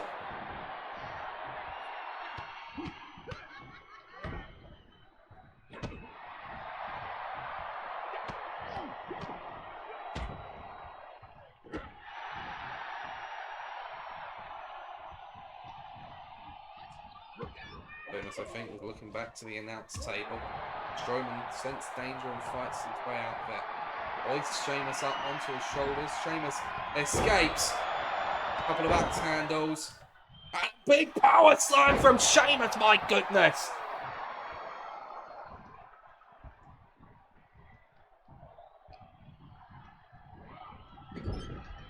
Oh my goodness, he takes Strowman to the top rope. You see the camera's flashing. We're about to see something big here from Sheamus. Oh my god! From the second rope! Sheamus! What noise! I am, to be honest, I'm more than impressed that the ring held out on that one. To the outside, I think Sheamus is insistent on making use of the announce table. Strowman reverses, has Sheamus up for the running power slam into the steps. Sheamus is out. Strowman's not done. 2 in a row. Deadlifts Sheamus for a second power slam. And I think that's the champ's night done. Crowd are chanting one more time. They're insane. They are insane. Sheamus hasn't moved. Not of his own accord, anyway. Strowman's moved him around, but he hasn't moved around because he's chosen to. Strowman for the powerbomb now. Oh, it's just walked from one side of the ring to the other, and powerbomb Sheamus. Oh, the back of Sheamus's head just hit into the chair. At this point, I'm concerned for the physical well-being of the Intercontinental Champion. Strowman, just throw him into the ambulance. Instead, he shatters a kendo stick across the body of Sheamus. Sheamus doesn't. Oh, he's bleeding as well now. Sheamus across the forehead as Strowman tosses him in. And Sheamus trying to fight, trying to survive, trying to hold on to his championship. Strowman, desperately trying to keep Sheamus in the ambulance, but the champion lives to fight another day, at least for now. The Irish Whip is countered. Sheamus with a hip toss drops the challenger. Oh boy, here we go. Sheamus to the top of the ambulance, trying to goad Strowman into joining him. And the monster, more than happy to oblige. Very, very dangerous position for both of these men. Back and forth we go. Strowman looking to do some serious damage. Sheamus fights out of it. Hoists him up onto his shoulders. Sheamus finding a reversal.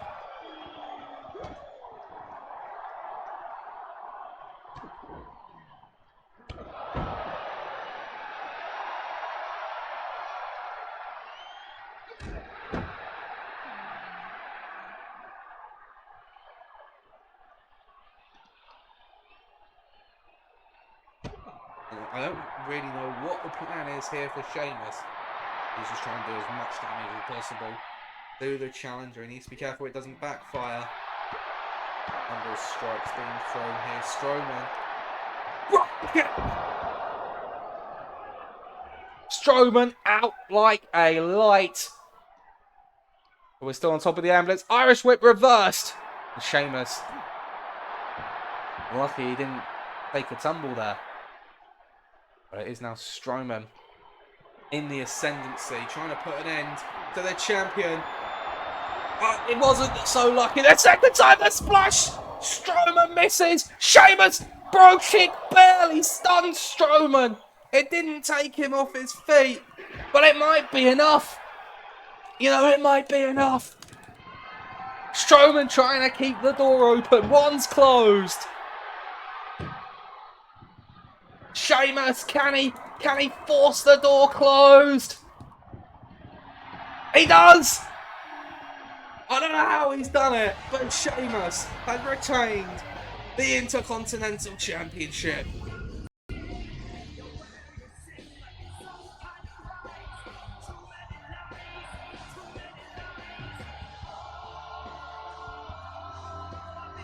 That was a brawl. That was a fight. Credit to both men. I don't know either of them. Here is your winner, and still the WWE Intercontinental Champion, Fantastic Warrior, Sheamus! I don't know how Strowman was on his feet after that last brogue kick, but he was clearly dazed. Clearly dazed, he was out of it. He tried to keep the door open from pure instinct alone, but that wasn't enough for him.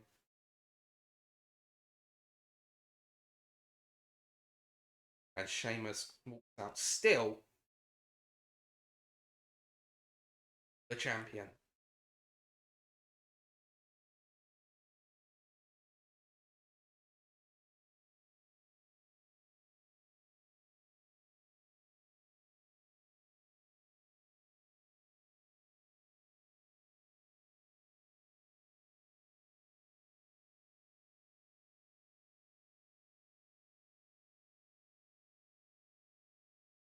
Okay.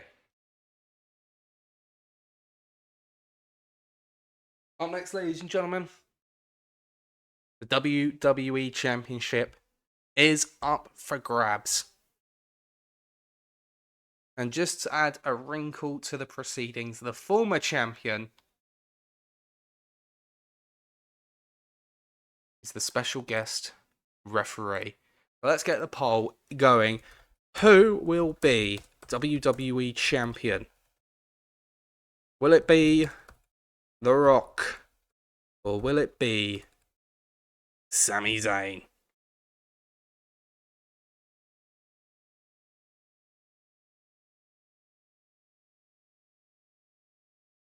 The poll is up. Cast your votes.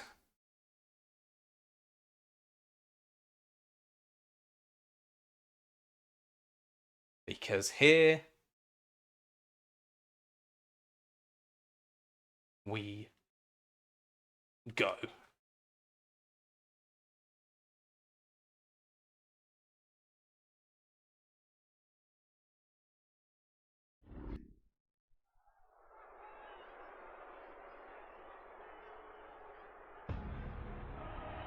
And up first,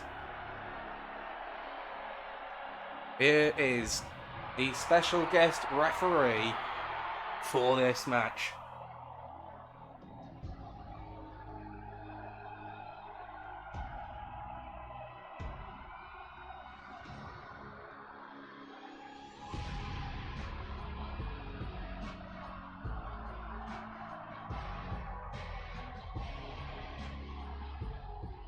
The following contest is a special guest referee match and is for the undisputed WWE Universal Championship.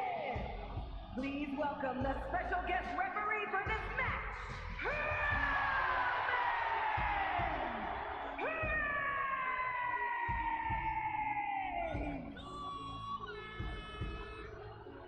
I'm sure the irony is lost on no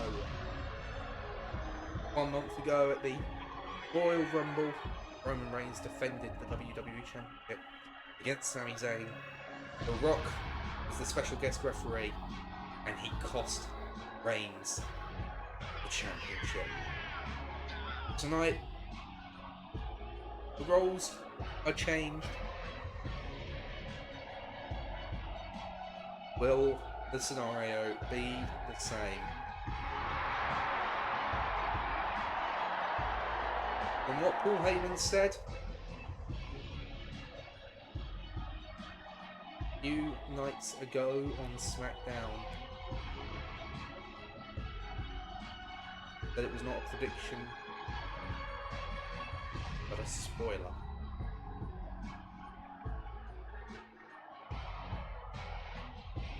Is this match going to turn out the same way it did at the Royal Rumble? Has the outcome been decided by the referee before the bell was even rung? We're going to find out as The Rock, the final boss, challenges for the WWE Championship.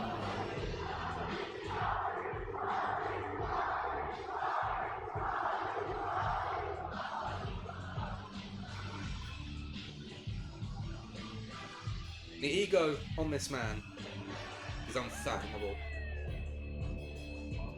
Putting himself into a championship match and his last act as general manager, costing his cousin the gold at Royal Rumble, putting really the entire championship itself in dispute.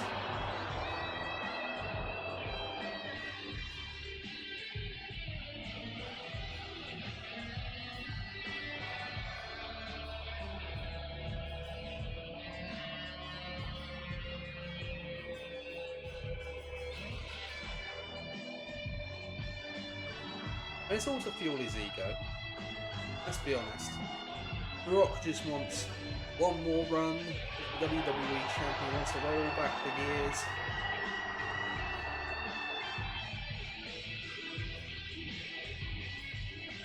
But has time passed him by? Perhaps more importantly, has his best laid plans been foiled? No doubt The Rock was not expecting Roman Reigns to officiate this match.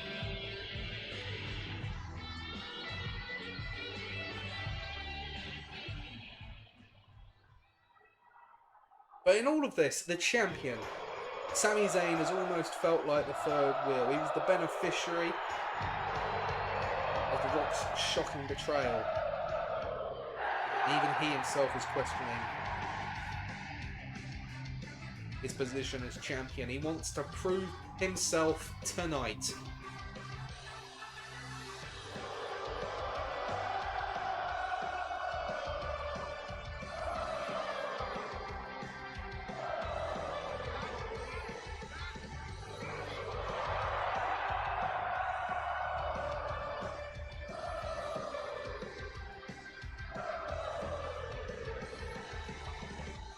crowd have made their voices heard.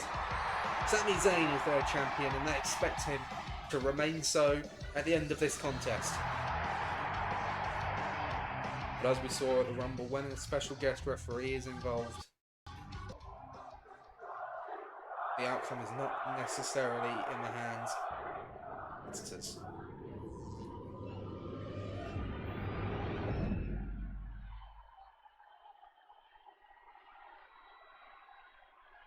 Introducing the challenger from Miami, Florida, weighing in at 265 pounds, The Rock!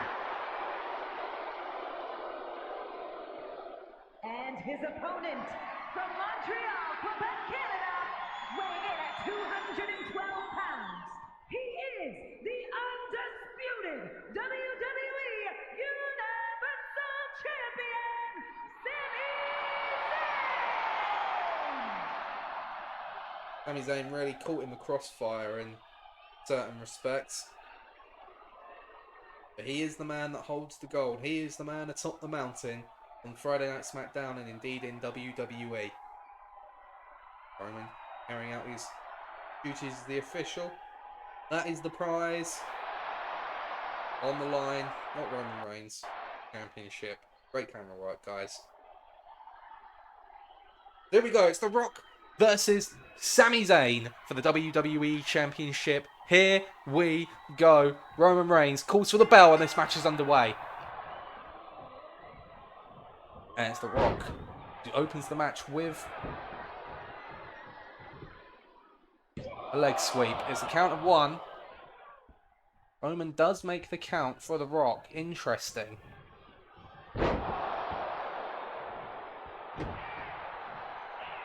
Indeed.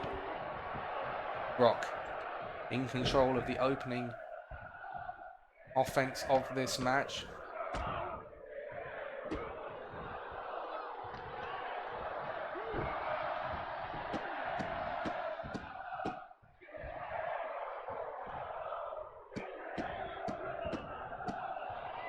Rock is just beating away on Sami Zayn here as Roman watches on. Overhead belly to belly. The Rock is picking the champion apart here. And Sami Zayn needs to find some offense quickly. Roman just watches on. Zayn with some elbows to the gut. Fights his way out of that one. Needs to get some offense going there as The Rock is sent to the outside of the ring. Roman begins the count. Sami Zayn's going to follow. That is going to force Roman to reset the count.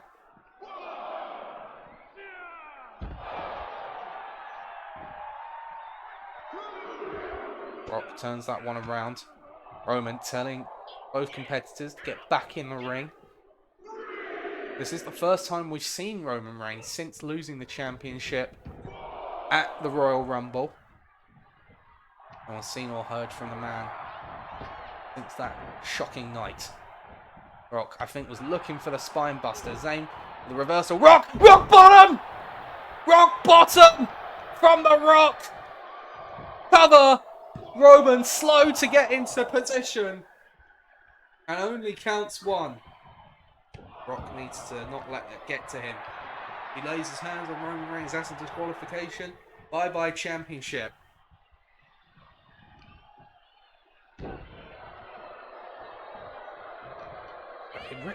Rock really has been the dominant force in this match. Sami Zayn has been unable to keep up with the former general manager.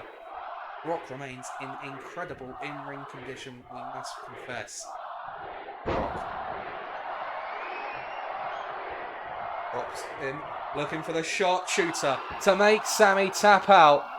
Roman, though, not really focused on the submission. And that looks rather intentional to me. The Rock sizing up Sami Zayn here. Is he looking for a rock bottom? Sami's not moving. Roman is back to counting. Rock looking for the DDT. Sami fights out. Roman's up to 6 on the count now. It's a 7. Sami was looking for the blue thunder bomb.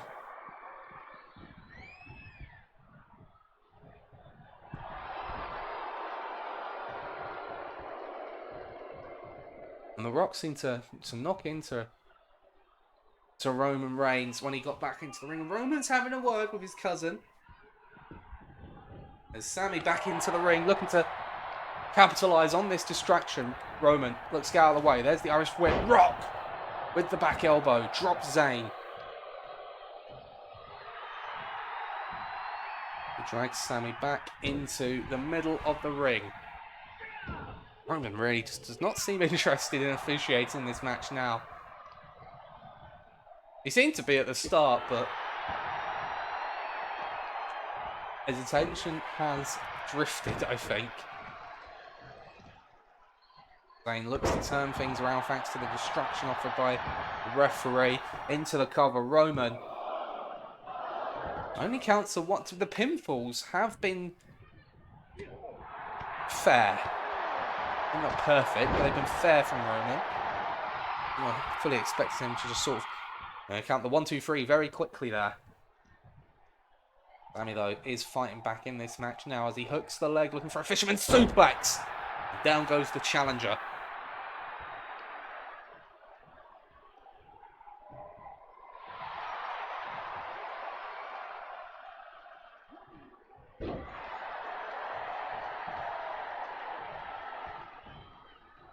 Zayn now ascends the rope.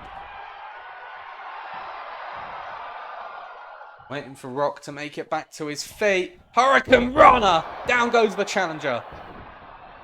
Got the momentum, sends him to the outside of the ring. Gets back in. Punch to the face of the champion, who's... I wonder if he'd like sent himself for a loop there. Into the cover now for the Rock. Roman. Counts 2, but doesn't count 3. You see the frustration building on the Rock's face. We head to the outside once more now.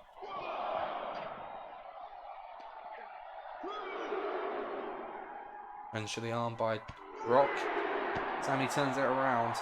Now looking for the blue thunder bomb on the outside. This time he does get it.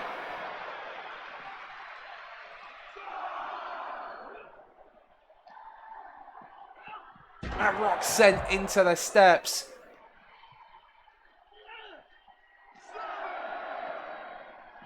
Zayn wants to win this match in the ring. Drags Rock back in. Into the cover. Roman in position. And Rock kicks out. Zayn scales the ropes. Looking for a high-risk maneuver. Swanton!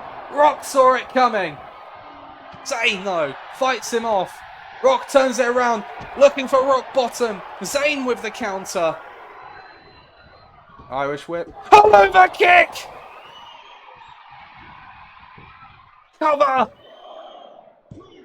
And Rock kicks out. Rock up into the corner. Zayn! Over kick!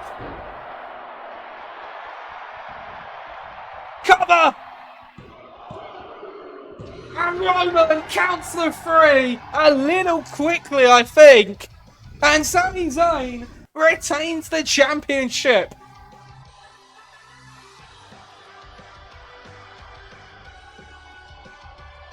Rock kicked out of 1, he couldn't kick out of 2. And Roman, to his credit, did not lay his hands on the Rock. Yeah, the 1 and the 2 were quick.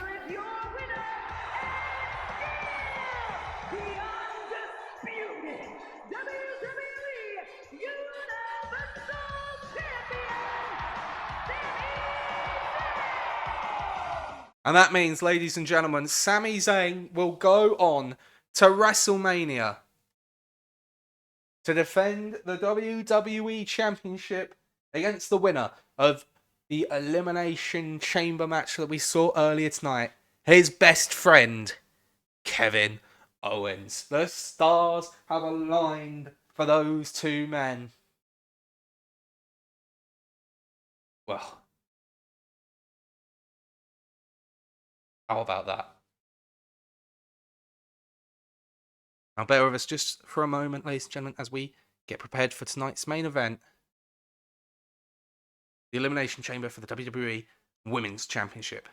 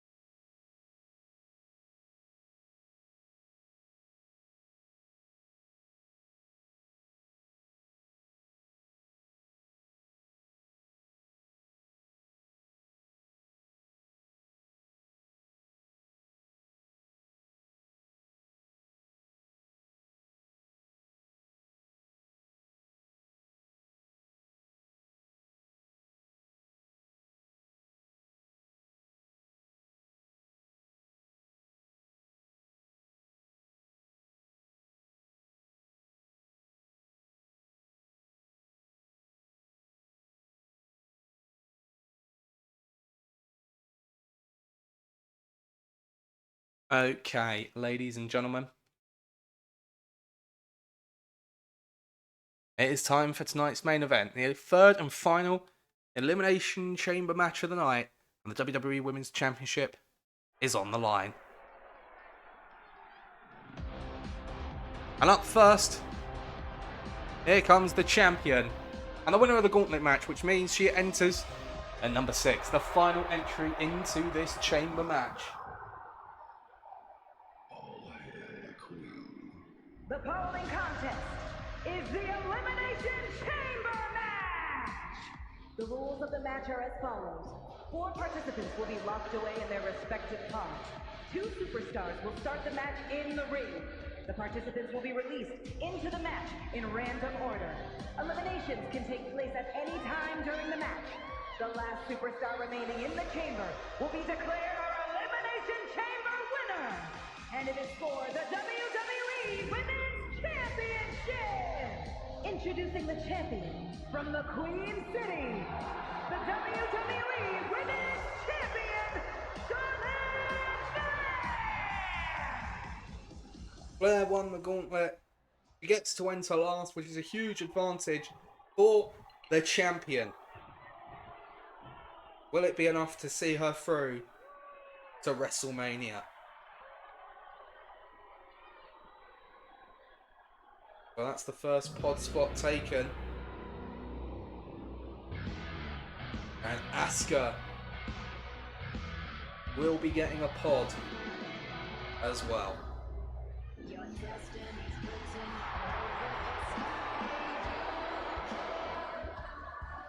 And introducing the challenger, representing the Kabuki Warriors from Osaka, Japan, Asuka!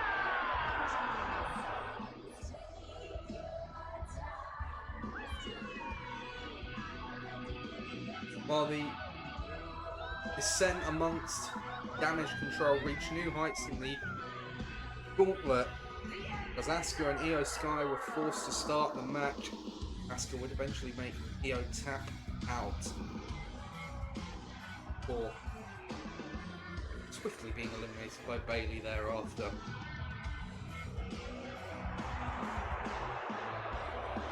Now, has that allowed them to work out their differences, or has it only made matters worse? If it does come down to the two of them, will they just go head to head? And indeed, what about before that? How are they going to play this one? That remains to be seen. As Blair Davenport will also have a pod spot.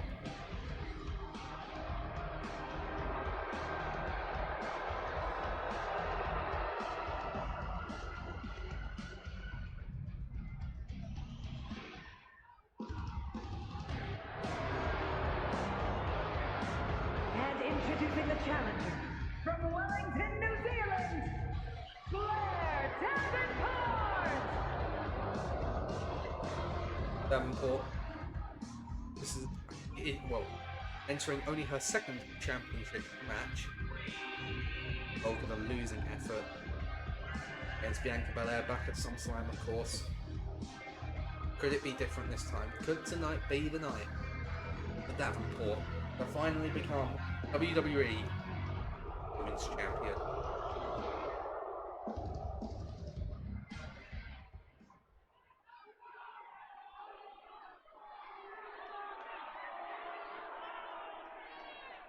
Any time to do it, now's a good one. Because it means you're going to WrestleMania as Bayley get the final odd in this match. And introducing the challenger from San Jose, California, one half of the Women's Tag Team Champions, Bayley!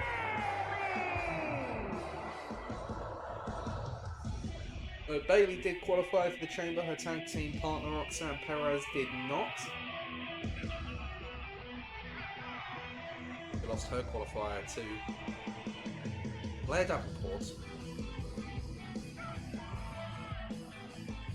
I'm sure no one's been enjoying the descent in the ranks of Damage Control, perhaps you can call it the implosion of Damage Control, quite as much as Bayley, former leader of the stable, kicked out unceremoniously by Io Sky, who remolded Damage Control in her image.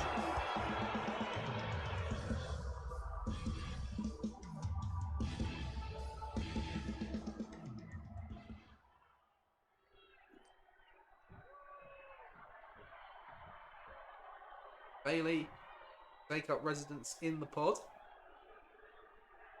Now that Charlotte will enter last, following her victory in the gauntlet. Bianca Belair, meanwhile, enters the chamber at number 1. And introducing the challenger from Knoxville, Tennessee, Bianca Belair is going to have to run the marathon if she wants to capture the WWE Women's Championship. The odds are stacked against her, but you know how impressive Belair can be.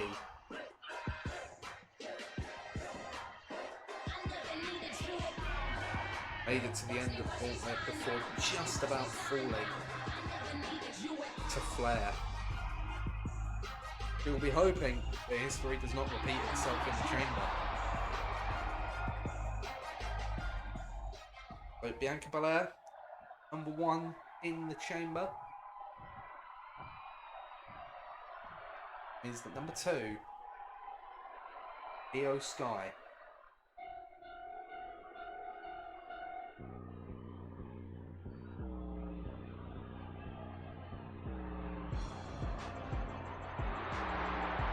And introducing the challenger, representing Damage Control from Tokyo, Japan, Io Sky! Io Sky will start the match. Asuka gets a pod. I have to wonder how that went down in the Damage Control camp.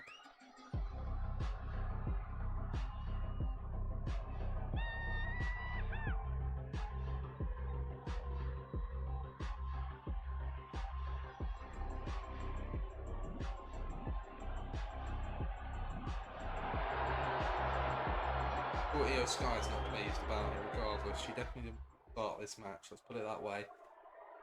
But the bell is going to ring for tonight's main event for the WWE Women's Championship. The chamber is underway as Bianca and Io get things started.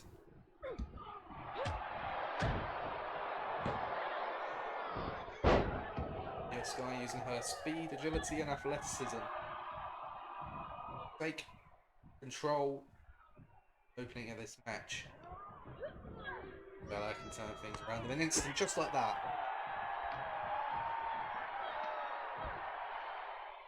Former champion this series, she dethroned Asuka back at Money in the Bank and held it until Clash at the Castle. Would lose it to the Royal Rumble winner, Alexa Bliss. So, it'd be interesting if Belair were to win tonight, she would have a chance to avenge that loss at WrestleMania in a rematch against Bliss. As the first chamber is about to open.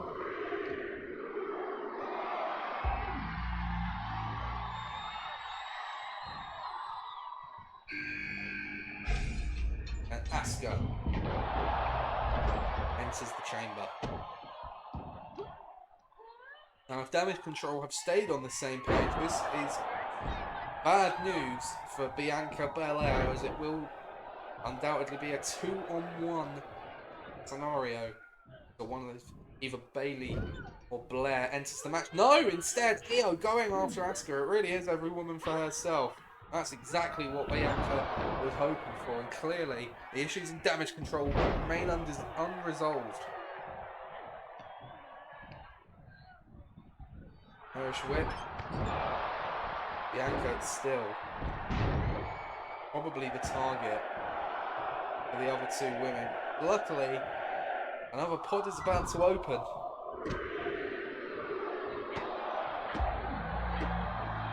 Next entrant. Wait a minute, what the hell? That's Charlotte's pod that's opened. She's supposed to enter last. What is going on? Who's messed around with the buttons backstage? Why is Charlotte, she earned the right to enter the chamber last, and she's entered at number 4? What shenaniganery is this?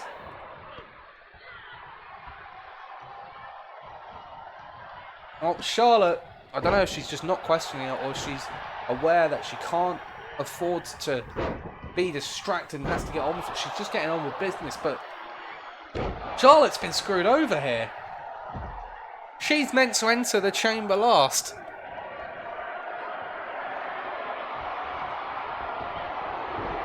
Well, the next chamber's going to be open. One of Bayley or Bianca or Blair Davenport has benefited from whatever's going down here. Bayley enters now, and it's going to be Blair that enters last when that blatantly should not be the case. Explode a suplex from Charlotte. The Io Sky. Bayley eats a big boot as Asuka kicks out of a KOD in the middle of the ring.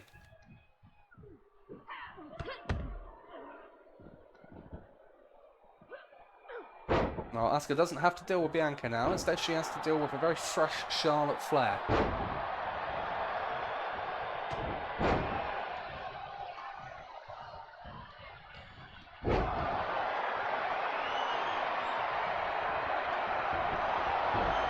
Bayley going after Asuka. No love lost there, I'm sure. Now, Blair Davenport about to enter the match. All 6 women in the ring now. Oh, in the chamber at least. They're not in the... Blair's not in the ring yet. Just watch on, maybe... I was going to say maybe took a bit of inspiration from Kevin Owens as Charlotte turns her Flair. Charlotte Flair turns her attention to the woman who, well, whether it's her fault or not, has stolen her spot in the chamber. I can sense some righteous fury in the heart of Charlotte Flair here.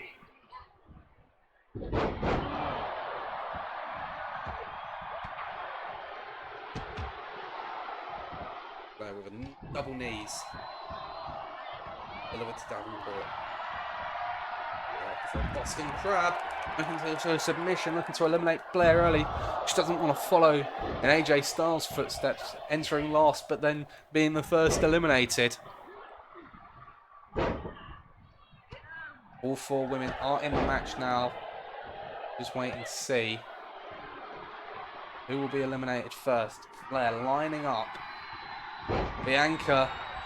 Oh! Poison missed by Asuka! Caught Flair in the flip. And Bayley with a rose plant to Belair. Oh, Belair kicks out. A spear from Flair to Asuka. Despite the poison missed, still able to continue the fight. Io Sky. Oh, I think she was looking to DDT Flair there. It didn't come off how she wanted at all. Flair looks to have now wiped the poison mist from her vision.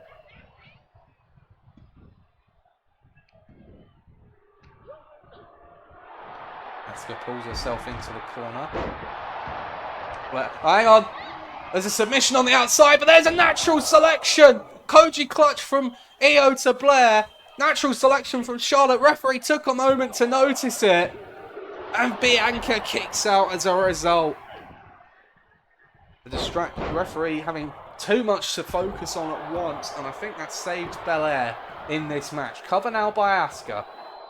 To the champion who kicks out comfortably. Bianca. I'm struggling to keep up with what's happening here. Bayley with a clap around the ears of the champion. Blair with the schoolboy cover. 2 pins going on here. And they both kick out. Another schoolboy by Flair, but this time into the powerbomb. Holds it for the cover. Blair's made the cover on Io. Referee hasn't seen it. Io's going to kick out.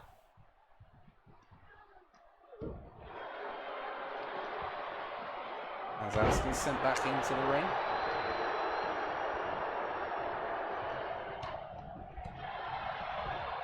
A backbreaker. The Bayley. Asuka going after Davenport.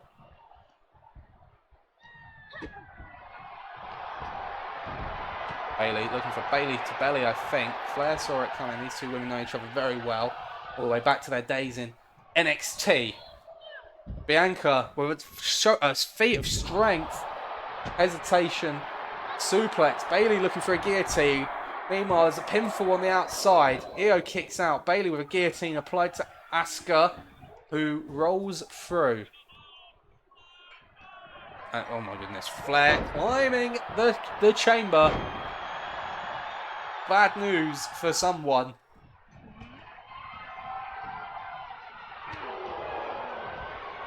The champion's just surveying the scene here as Io heads to the top rope.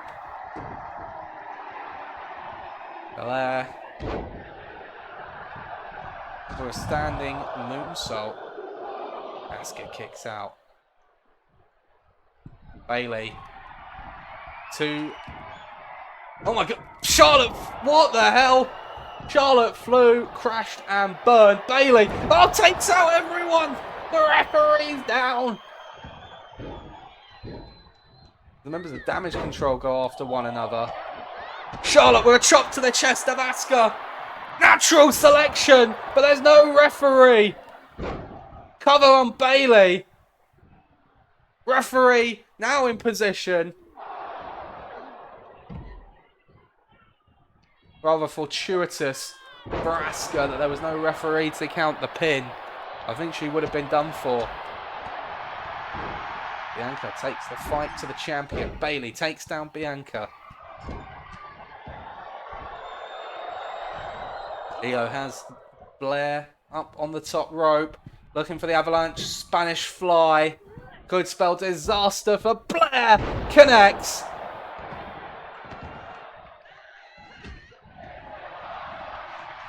Crowd chanting, this is awesome. Io looking for the moonsault to the back of Blair. Might have hurt even more as a result. Damage Control working together. Blair Davenport is eliminated, much like AJ Styles. Enters last, eliminated first. And Asuka's gone! I didn't even see what it was. I assume it must have been the Rose Plant. 2 eliminations in quick succession. Now the Koji clutch to Bayley. Is Bayley going to tap out here? No, instead, Io releases the submission.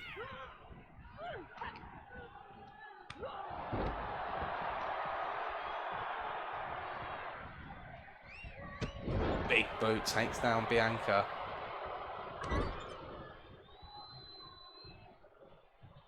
Io. Subject to a roll up now from Flair. Io kicks out just in the nick of time. Bianca looking for a powerbomb. No, face buster instead. Makes the pin on the champion. Easy kick out.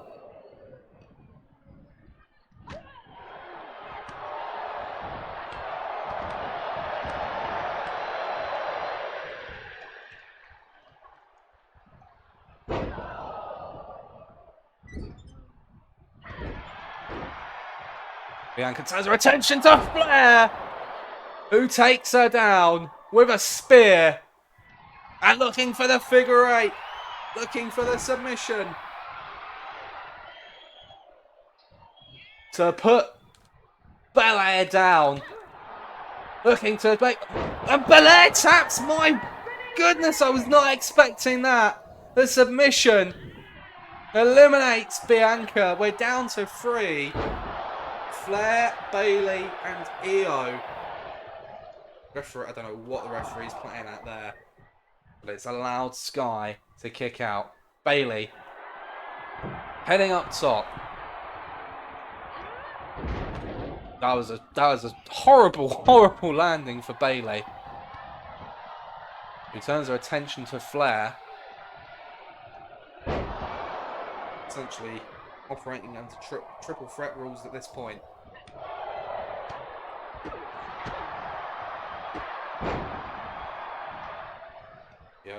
The Irish whip reversed by the champion. Big boot in the corner. There to the oh my goodness, she heads to the top of the chamber pod. Big splash, nobody home. Io Sky playing a bit of possum there.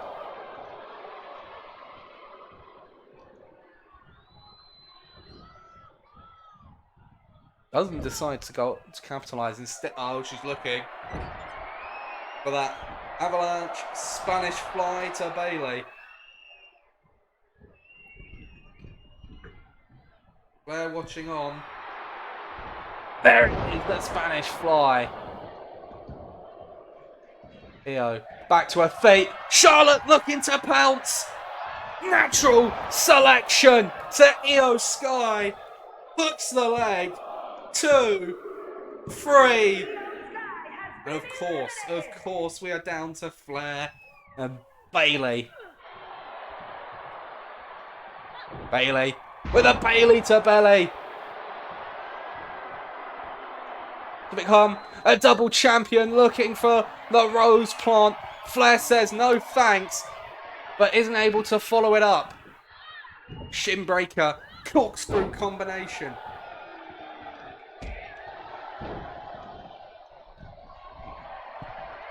Flair is insistent on hitting this. She's doing everything she can to go to WrestleMania as the champion. Big splash to Bayley. And now has the legs. Looking for the figure eight.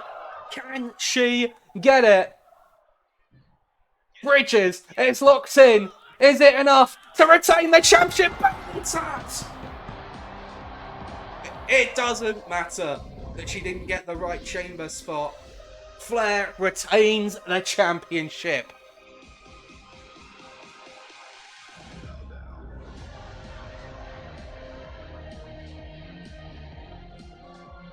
Bow down to the Queen.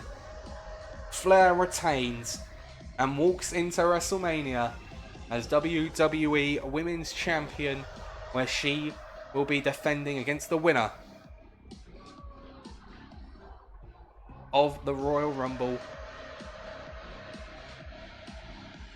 Alexa Bliss. Here is your winner, and still the WWE Women's Champion, Charlotte Flair!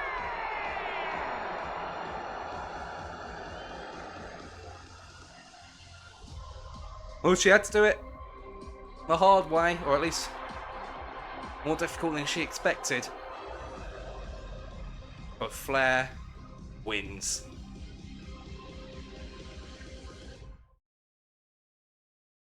What a show. What a show this has been. And now the stage is set for WrestleMania.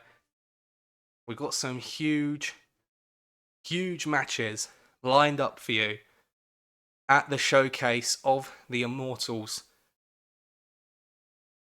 Oh my god. Wait a minute! No, turn the cameras back! Turn the cameras back! It's Money in the Bank! Oh my word. Well, the chamber's been lifted.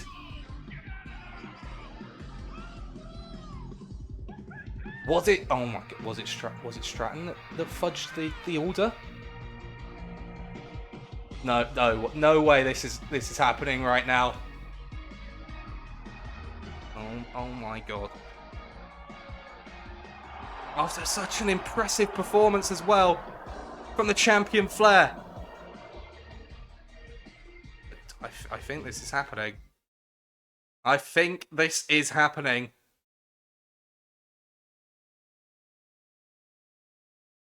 I think, yeah, no, yeah, no, okay, yeah, this is happening. Tiffany Stratton is cashing in the Money in the Bank.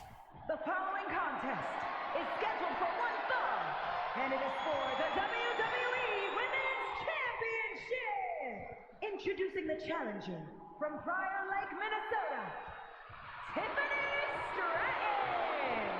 For months and months and months, she's held on to that contract, and she has chosen From the Queen the City, perfect opportunity. WWE Women's Champion, Charlotte. Credit to her, the champion looks unfazed, but she's just gone through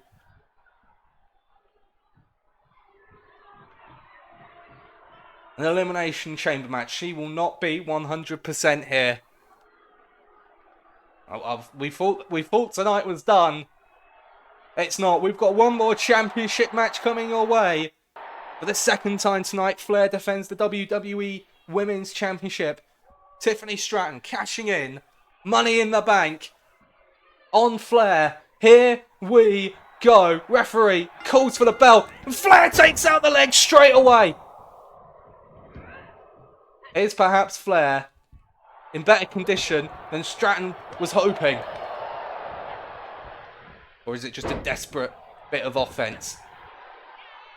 Stratton, the challenger, goes to work. It's official. The bell was rung. Money in the Bank has been cashed in. Oh, there's almost some poetry to this. Stratton made her debut at Flair's expense. Now looks to win her first championship at Flair's expense as well. Rolls through that one. Stratton looking for a powerbomb.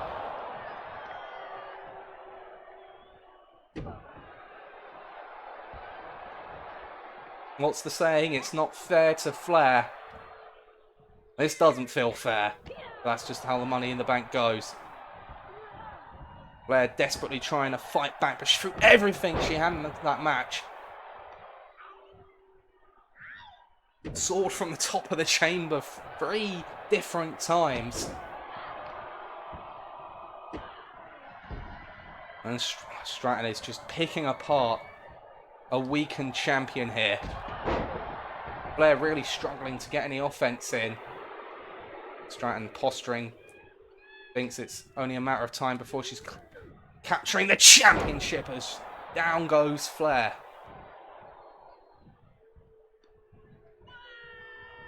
Flair finds the reversal though. Takes down Stratton. Looks for a slap. Ducks the drop kick though. Irish whip into the corner. Flair with the big boot. Dropping Stratton.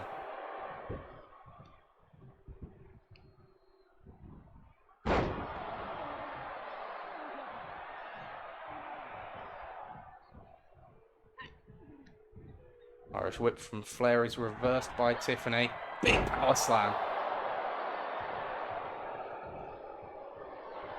Stratton taking her down with the arm, looking for an armbar, I think. Looking for an armbar. Flair gets out of it easily, and a knee to the top of the head. We don't want to exchange submissions with the Queen.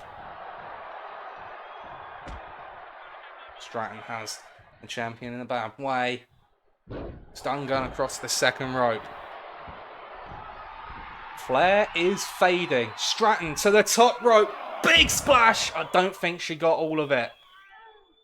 I think she got a bit of the leg, but I mean, Stratton went stomach first into the floor. There's no doubt about that.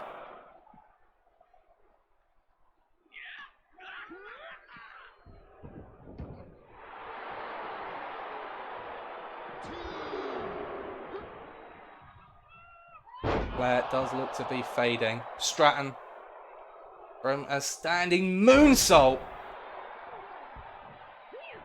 Flair back to her feet, looking for a spear. Stratton saw it coming. Slap, misses.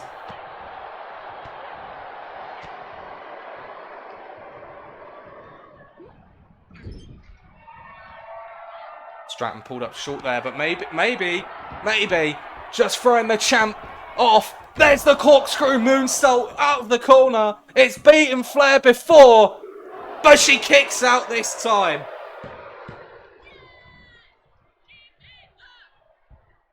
Flair back to her feet. Stratton,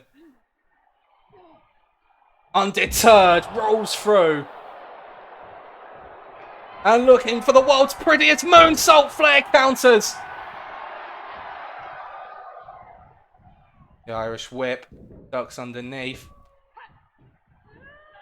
Colt. Stratton back on the offensive.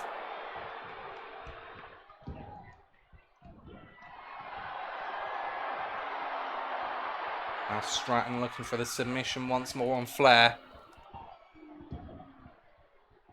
Look at this. The balance into the Dragon Sleeper. And then, well, releases it in quick order. Decides that's actually not going to work. Flair counters. Kick to the gut. Looking for a Dragon Sleeper of her own. Looking to retain the championship for the second time tonight. Stratton fights out of it. And a roll up from Stratton. Looking to steal a win for the championship. 2. Oh! Kick out. Reversal.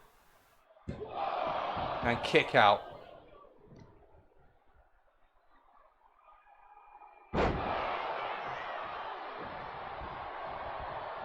Oh, back and forth. Continuously between these two.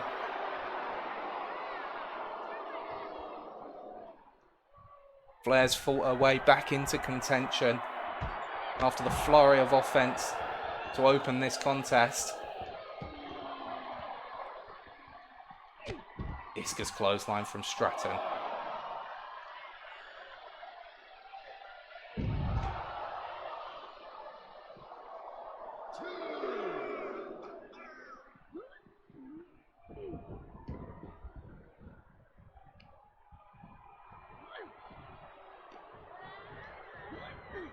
Into the corner. Looking for the corkscrew once more. Surely Flair can't kick out of this twice. And we have a new WWE Women's Champion. No, Flair kicks out.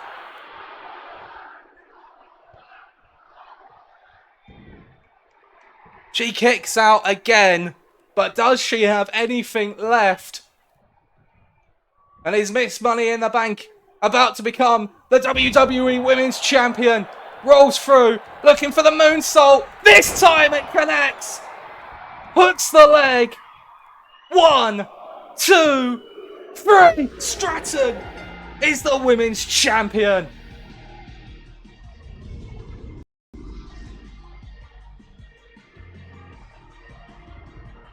Drama and controversy to conclude Elimination Chamber. Flair survives the chamber, but she does not survive Miss Money in the Bank. Stratton is the champion. WWE Women's Champion, Tiffany Stratton. The bane of Charlotte Flair's existence. But more importantly, the new WWE Women's Champion. That's all we have time for tonight, ladies and gentlemen. Thank you for joining us at Elimination Chamber. Next stop, WrestleMania. Take care. Have a good night.